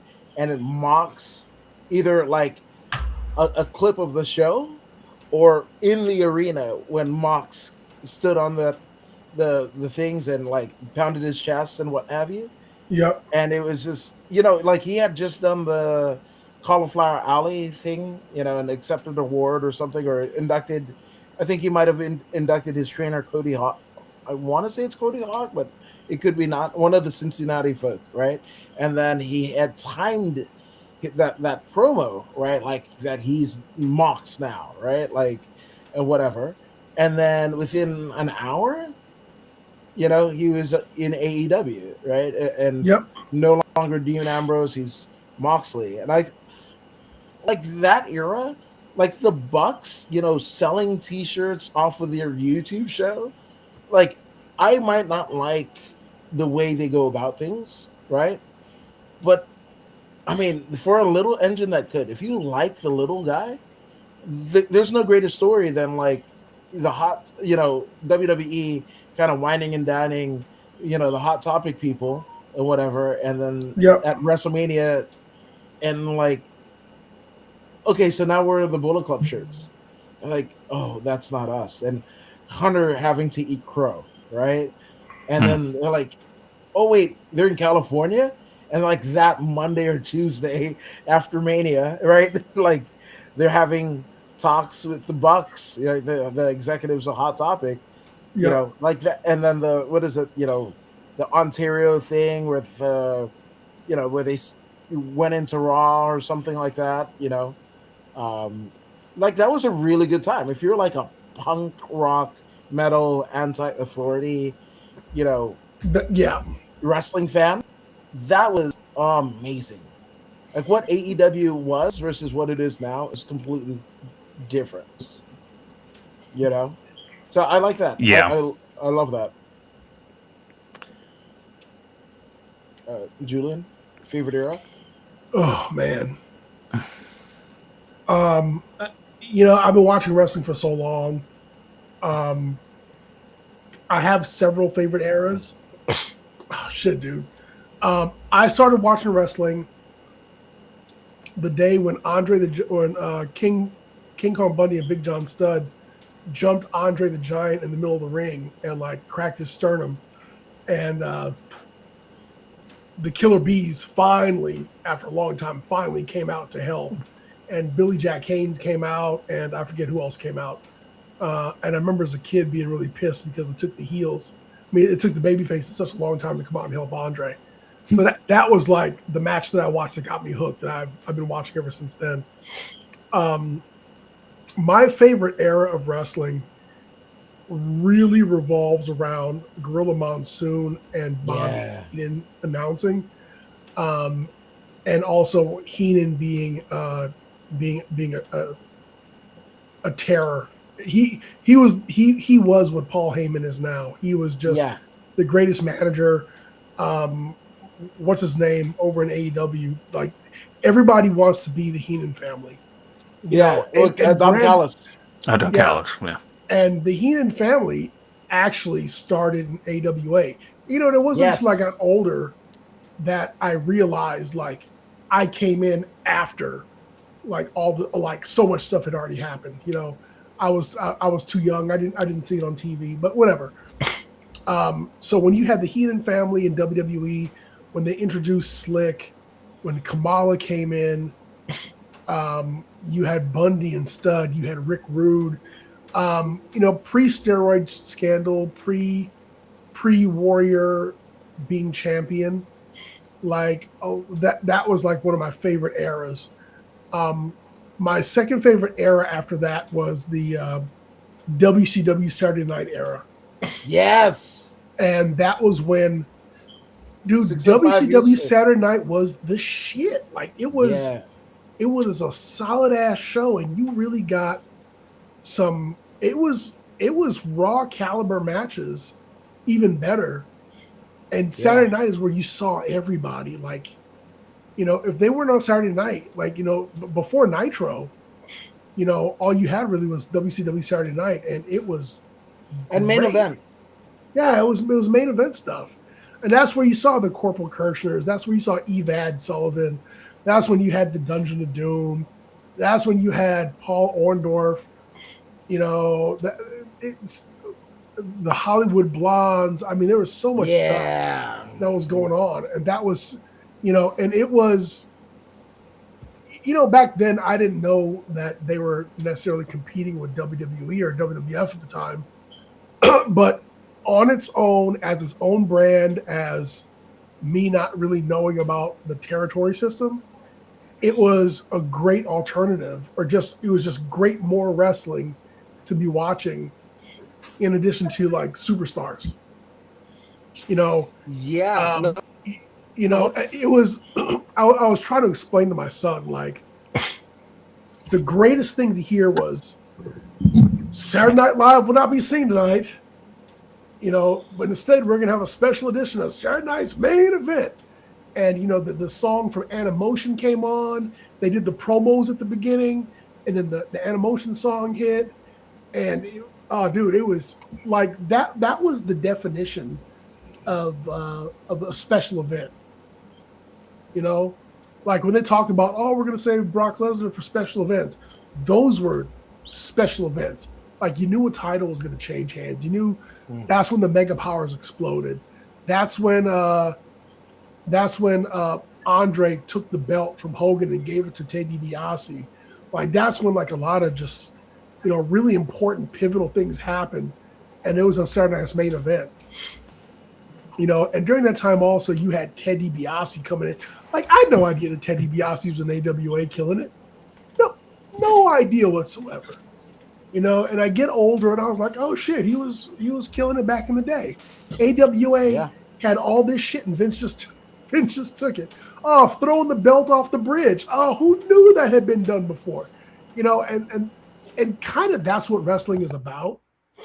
That's like the definition of the territory system, where someone has a loser leaves town match in Minneapolis and then they're wrestling again in Florida the next week. You know, you just don't know what you don't know. And the dirt sheets were a month behind. You know, you didn't have the internet to read spoilers and shit like that. And so that was a time, man, when it was whatever we were watching was probably taped 4 weeks ago. You know, we didn't know it was new. It was new to us. You know? Right.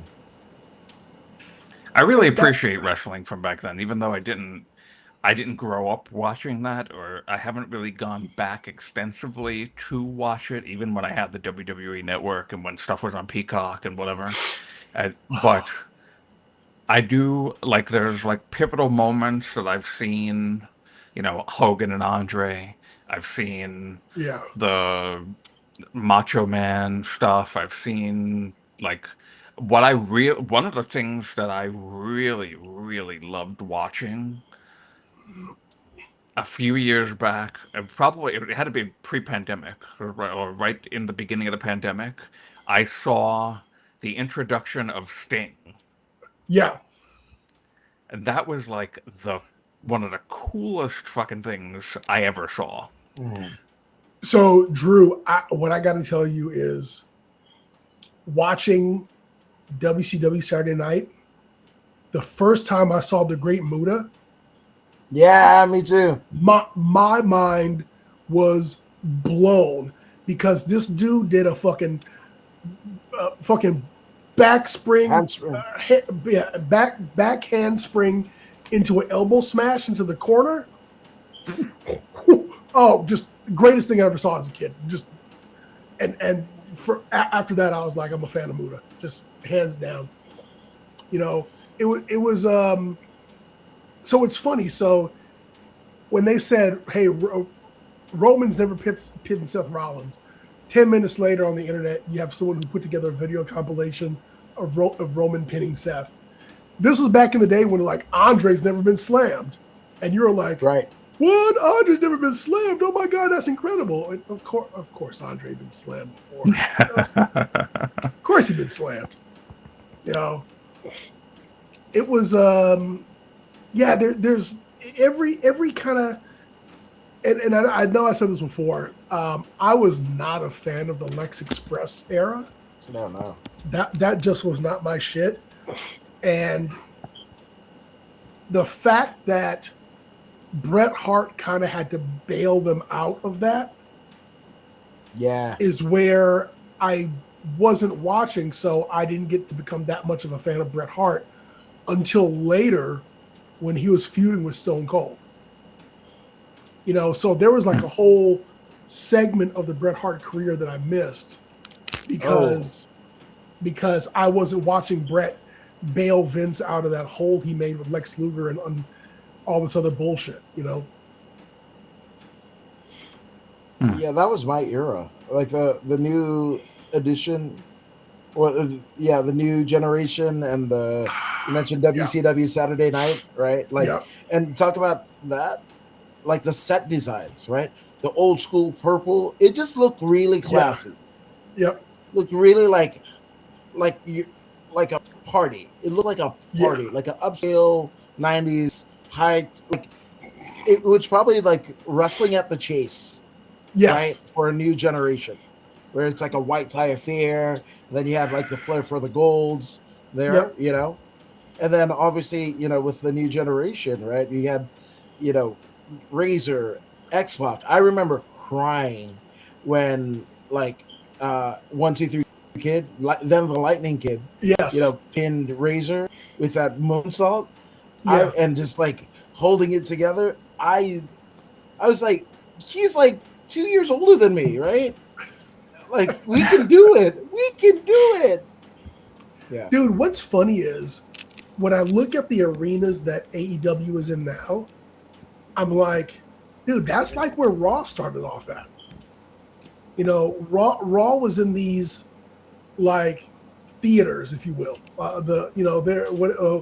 The ballroom they had in New York, where they came live from every, like back when they're doing Shotgun Saturday Night, you know, they had these smaller, you know, they had these smaller venues that probably was doing opera the night before, and then like now they're doing Shotgun Saturday Night or whatever. And that's kind of one of the reasons why I do appreciate AEW, because it's one of those, you got to start somewhere, and there is room for that in professional wrestling. Like you don't need to have every show in a stadium. Right. What was so now that you posed us that question, what was your favorite ever of wrestling? Yeah, no, for sure. That 90s, like post Hogan era, right? And I have so the new generation WWF, but also WCW. I'm definitely a WCW guy. Yeah. And I have a very similar Muda reaction, because I remember kids on the schoolyard, that I was a guy. So, Brett Hogan and whatever, and then, Hogan and Warrior exposing themselves to be what they are. And he's back. Right, absolutely. Yes, sir. That didn't surprise me, because Brett was the truth, the way, and the light, right? But when I saw two face painted dudes, and that looked just as good as Warrior, but the long tights of Sting, that Surfer Sting was something else, and the promos were way better. Like, I knew this was better. And then Muda with Gary Hart, I was, man, Gary Hart. When you're talking about managers, you talk about Heyman, you talked about Heenan. Gary Hart needs some love. My goodness, like Muda and the Great Kabuki. Watch great Gary Hart in World Class. Woo, buddy. You Playboy Gary Hart. Jeepers, my gosh. And you're seeing the vestiges of Gary Hart, and still to this day. Former WWE writer Court Bauer is the major domo of MLW, right? Yep. And they're still sending people in and out of the WWE, right? So that's Gary Hart. His last pupil was Court Bauer, right? And Court Bauer influenced, Gary Hart is in Lucha Underground because Court worked so closely with Krista Joseph or Big Dick Buckley, so Gary Hart's in there. Watching Paul Orndorff, maybe too young to see his WWF run, but TV champion Paul Orndorff. And I remember, what's that guy's name? Was it Gary Spivey? Danny Spivey? Dangerous Dan Spivey. No. Gary Spivey. It was like a motivational speaker. It was for a smidget of time. And actually on there used to be a show on WWE.com. It was with Road Dogg and Josh Matthews. That shows you how old it is, right? Okay. But they would go into wrestling, basically wrestling lore, and go into the archives and whatever, and just the dumbest things that had ever happened ever. Right? Oh, wasn't he in WCW with the fucking white hair? Yes, if you made a Cosmic Spaceman and Richard Simmons, and you put him, and it was Gary Spivey. It was a weird time, and Paul Orndorff had lost his mojo, and I can't win there, and South Tampa accent, Paul Orndorff, man, and I in all of the ways, right, as a Tampa bro, he was so much better than Hogan. Pile driver versus leg drop, pile driver all damn day. Mr. Wonderful, body guy, that guy was amazing, right? Watching Ricky Steamboat. Did you see the picture I posted the other day of me and Paul Orndorff? Did you? I got to scroll. Yeah. Oh, that's amazing. I follow Travis on the socials, his son. And I love, the wrestling. Obviously, you've got Natalia, and you've got Davey Boy's son, wrestling and whatever. But there's the wrestling kids that didn't go into the business, right? That became, archivists of their parents' history. Travis Orndorff has done an incredible job. Same thing with honoring his father's legacy. Georgia Smith, who's on my podcast, which it's wild to say that was, because I remember young Georgia at Canadian Stampede in your house, as one of the many Hart kids, Yeah. in it. So to have her on the podcast, and I mean, Bulldog was just one of my favorites of all time, and one of the many stars of the aforementioned New Generation era, right? Yeah, and then Frances Coolidge, Bad News Allen or Bad News Brown's Yep. daughter. They're really amazing custodians of their father's Legacy. culture. Yeah, legacy and culture. Same thing with John Tenta, Earthquake's daughter, Yes. which she's getting into the biz. Like, I hope that works out for her because she's like 32, so starting out is kind of wild, right? But it's amazing when you see like second generation wrestlers, and you saw a lot of that in the new generation, right? Brett and Owen. WrestleMania 10 is my favorite WrestleMania of all time, and you see the almost the foundation. And pardon the pun, Heart Foundation, but you see the foundation of two big storylines that the WWE would basically harken back to twice, right? So one, the brother versus brother storyline between Brett and Owen. I mean, they mysticized it, and obviously, hocus pocus it for Taker and Kane, right? Pretty similar, right? Over the world title. Same thing with the overarching, mania, the mania arc for Daniel Bryan at 30, right? Yeah. Is Brett's storyline at 10. Yeah. Starting off, loses, right? And then wins the big one when it matters at the end of the show. Yeah. That's it. I mean, Mania 10, you get the ladder match. That Mania 10 is peak New Generation era. I can go back to that, and that is the warm blanket and warm milk that I get to nestle me into sleep.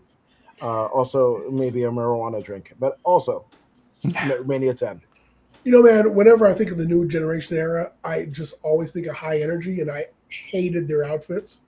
But man, when you look at if you see any of Coco Ware's Memphis work, jeez, it was fantastic. He was killing fools. Yeah, he was killing fools with that one jobber when that one dude took liberties with him. He beat the ever living tar out that boy, and dead weighted his ass into a fucking brainbuster.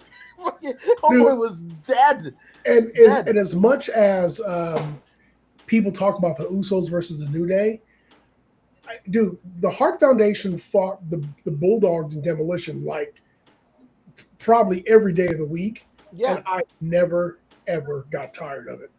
Oh never. Man! Oh my God! When it was the Hart Foundation, the British Bulldogs, European rules, best 2 out of 3. Yeah. Oh jeez, I was there for it. Oh, can we 100%. Talk about Demolition a bit though? Demolition came in after that. Yeah, but I mean, Demolition, it was so. Their body of work is so individually and collectively is so iconic. Yep. Bill Eadie, and I'm not just talking about his hair in SummerSlam '88, but it was pretty fucking nice. Yeah. But also, I mean, as the mass superstar, right? Yep. As one of the was it the Giant Machines with Andre? The Machines, yeah. The big machine and the super machine, yeah. And then you got Darso, Blacktop Bully, and you could talk about whatever, but Repo Man. I was Repo Man, but I was into Blacktop Bully and Dustin Rhodes and the bloody the 18-wheeler match. Oh yeah, I was hyped for King of the Road match. Which I think them calling it that was either taking the piss out of All Japan's King's Road style, right? Or they jumped into DeLorean, baby. And we'll have to find on the back of a flatbed 18-wheeler, baby. They're going down the road, thinking of a match in the back. And, Yeah. and here's the thing, as much as people shit on that match, I'm like, it was different. It was, yeah. I mean, and Eric Bischoff says if you can't be better, be different. And so that was an attempt at being different, and I don't blame him for it. but this is also Eric Bischoff that says, and I mean, former boss, right? So Yeah. my NDA is good. So and fabulous person. I can't say enough good things about EZE. But with that all being said, this is also the same guy who was just like, nope, no 6-sided ring. Yeah, exactly. So make it make sense. Yeah, they need to do an entire documentary about TNA, and it's got to be multiple episodes because they've got to talk about the main event mafia. They got to cover Aces and Eights. They've got to cover AJ Styles. Fortune. They got to cover Fortune. They got to cover Beer Money. They got to cover. They've got to cover the Knockouts division. They've got to cover. First thing I probably should have said is they've got to cover X Division. Yes. Because X Division is what set them apart from every fucking body. amazing. Elix Skipper. I mean, just those guys. Red, Amazing Matt Red, Bentley. Yep. Matt Bentley. I mean, above average. Mike Sanders was there for a little bit. Yep. Like those guys. Chris Daniels, Jerry Lynn. Yep. Like those guys. Well, you mentioned Beer Money, right? Yes. Everybody shits on Dixie Carter, rightfully so, and I can say that because I was a huge Daphne / Yes. Sharon Sproul fan, right? Still am. Rest in peace, because they did her really dirty. But Beer Money's theme song is arguably the greatest contribution that Dixie Carter and her husband, Serge Salinas, had ever made to wrestling. Because if you close your eyes and knew nothing about Cowboy James Storm and Bobby Roode, right? Yep. He's from the city. He's from the country. Told you everything you fucking needed to know about these badass motherfuckers. Like take her money, take her alcohol. Fuck, I got that on my playlist. That is Jimmy Hart levels of like anthemic pro wrestling theme song. And that was Serge Salinas, man. That was Dixie Carter's husband. That is the greatest contribution outside of Bob Carter's Money, right? Yeah, correct. That Dixie and Serge had ever made, to the wrestling business. That Beer Money theme song was amazing. So did you guys see the press conference for the SummerSlam and Gunther and Aldis coming to Fisticuffs? I did not see that, no. I didn't see it, no. Okay. It was so like fucking chef's kiss that one of the agents that came out that's holding Aldis is fucking Bobby Roode. And I was just like, if Petey Williams was on the other side, oh man, I'd have been. It's like fucking TNA big time. They made it. Like literally, like carving the path of what we view in WWE is essentially TNA's like Mount Rushmore's pillars, whatever you want to call them.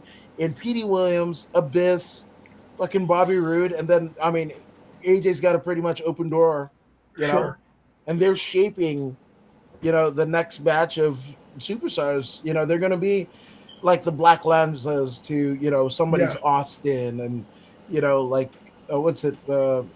I kind of want to say Chief Jay Strongbow, but that that's most people are like he was fucking miserable, so hate Chief Jay. But I mean, excellent agent. So it's just cool that maybe those guys didn't get the big run. I mean, obviously Rude got a main roster deal. He did.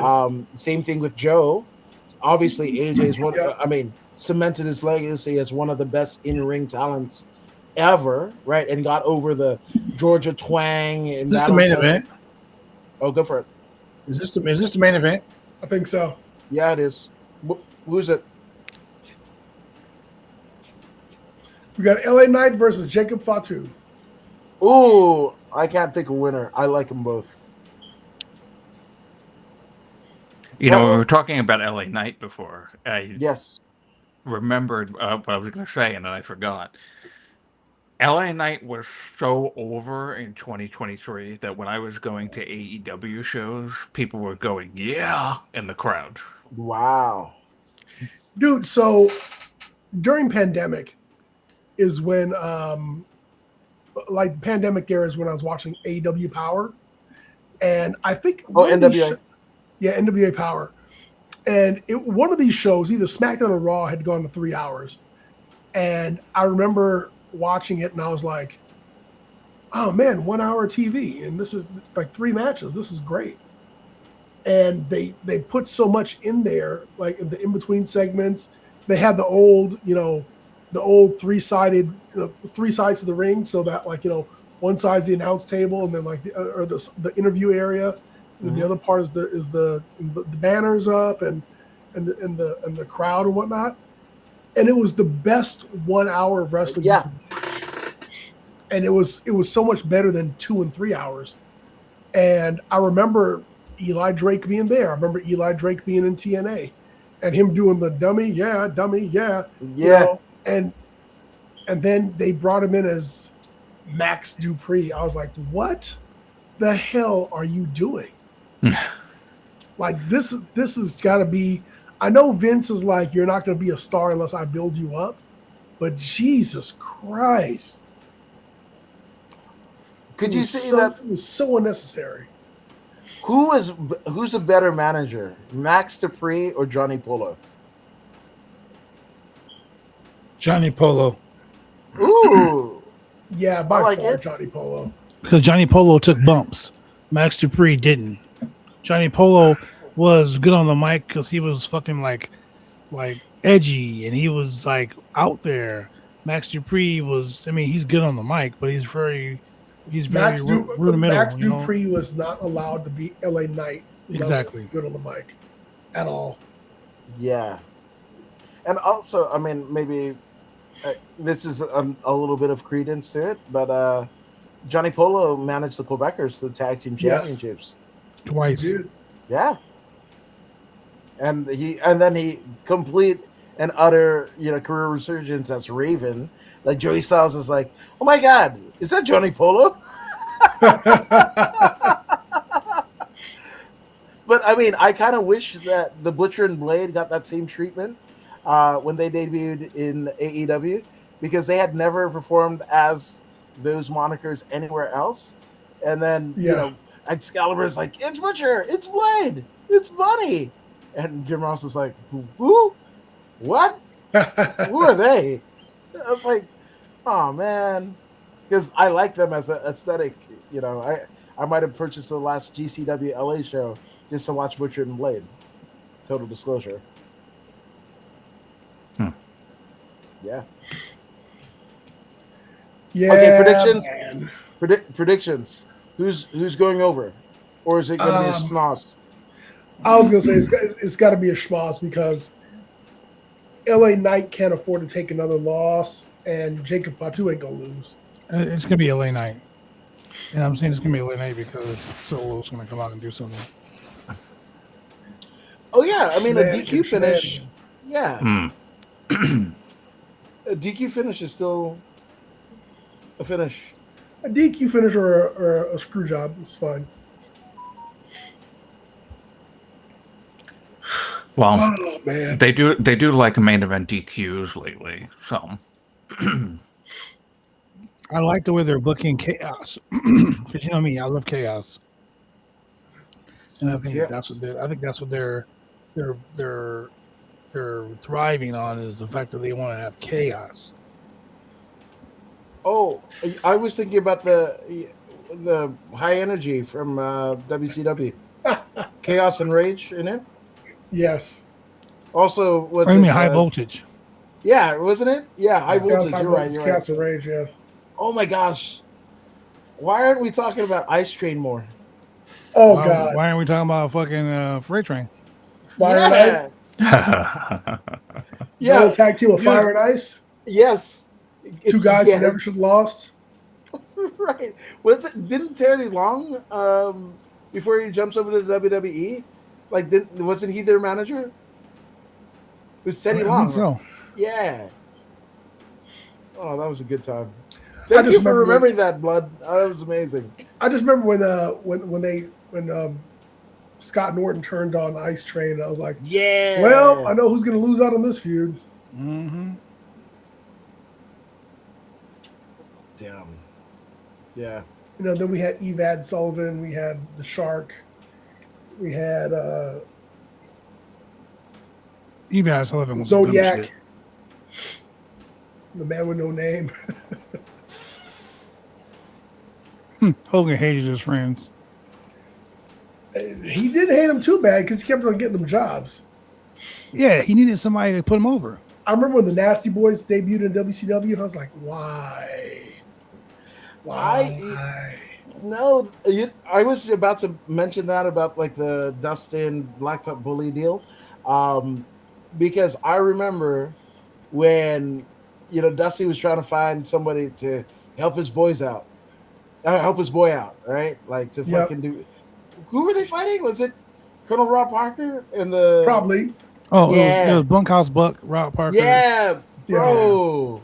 And Dirty you want to Dick talk Slater. about you want to talk about a fucking Tennessee legendary family. We were talking about Jeff Jarrett, but like the fucking Fuller Welch Mhm. family. That's every time that Cody's music popped up, I'm thinking about every other family, kayfabe and not kayfabe and shoot. That there's more than one royal family, and it ain't the Rhodes. Fucking. I mean, Come chaos. Here we go. Here comes Go for it. shenanigans. And here There comes we Polo go. Watch. There it is. Yeah, Jesus Christ, Jimmy, shave that fucking beard down. What the hell? it's not great. I like this. I like Jimmy like this because now you can tell Jimmy and Jay apart. Mid card Jay Uso. I mean, I could always, but they're solo. Wait, did you say mid card? Mid card Jay Uso. Oh my god! So we got main event and then mid They're card. just going to the mid-card mafia. Ooh, is that? Do you have a shirt like that? I should have a shirt called Mid-Card Mafia. Yes. You should.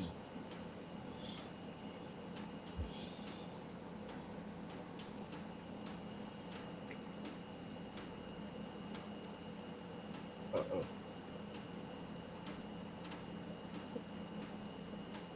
Pop up. Samoan drop? Nope. BFT? BFT. How you gonna give a BFT to a Samoan? Come on. All right. No, Or- there we go. Distraction.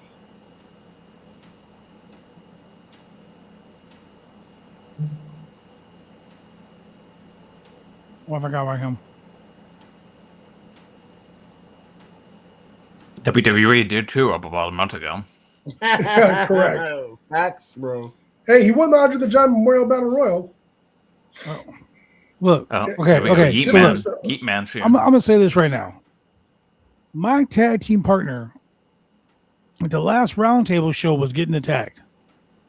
I ran to the back, grabbed a chair, and ran back out. I didn't wait for my music to hit. Correct. Did you juke? My Jeff Hardy. point You is, had to dance. You had to. if I'm getting my ass whooped in a and I second hear time, your ring music come out, I'm fucking you up. That's real.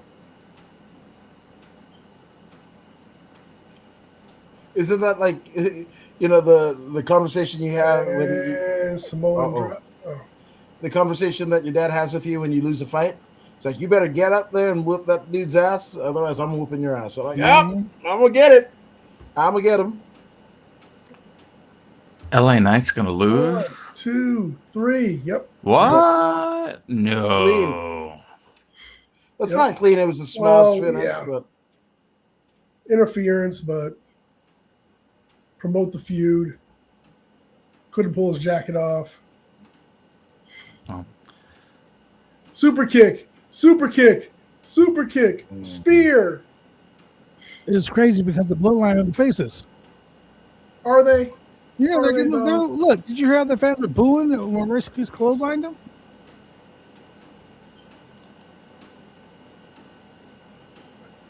I can see this feud. But I would rather see it with a title, though. Oh, for sure. You I know? mean, it's like some real stakes. Yeah. He's like, goddamn, it's like being here with the Bucks. See, look, the fans just fucking pop for that. Something bloodline the fans are always going to pop for at this point. It's crazy because they're the bad guys. But this is like the Roman derangement syndrome. Everybody thinks that, Roman's over. Again, Roman is over, but not in the way that top guys have been in all of wrestling history, where the top guy is literally draws all the houses, sells all the merch, sells all the gimmicks, all that stuff. Roman was on top and the highest earner, most merch at a time where literally nobody could be anywhere in the arena. Yeah. That's what he's the top guy of. But he earned the most. He was the most publicized. Nobody's saying boo every time he succotash to promo. Not anymore. Right. But, I mean, it took him, like, literally a global crisis. How are you going to bury these guys on Raw? Because TKO? Because they're going to go over on... They're going to go over on the pay-per-view. Oh, yeah, that's the old school Vince. You don't need a fucking burial for that, though. Yeah, well, you know how I feel about burials anyway. All right, boys.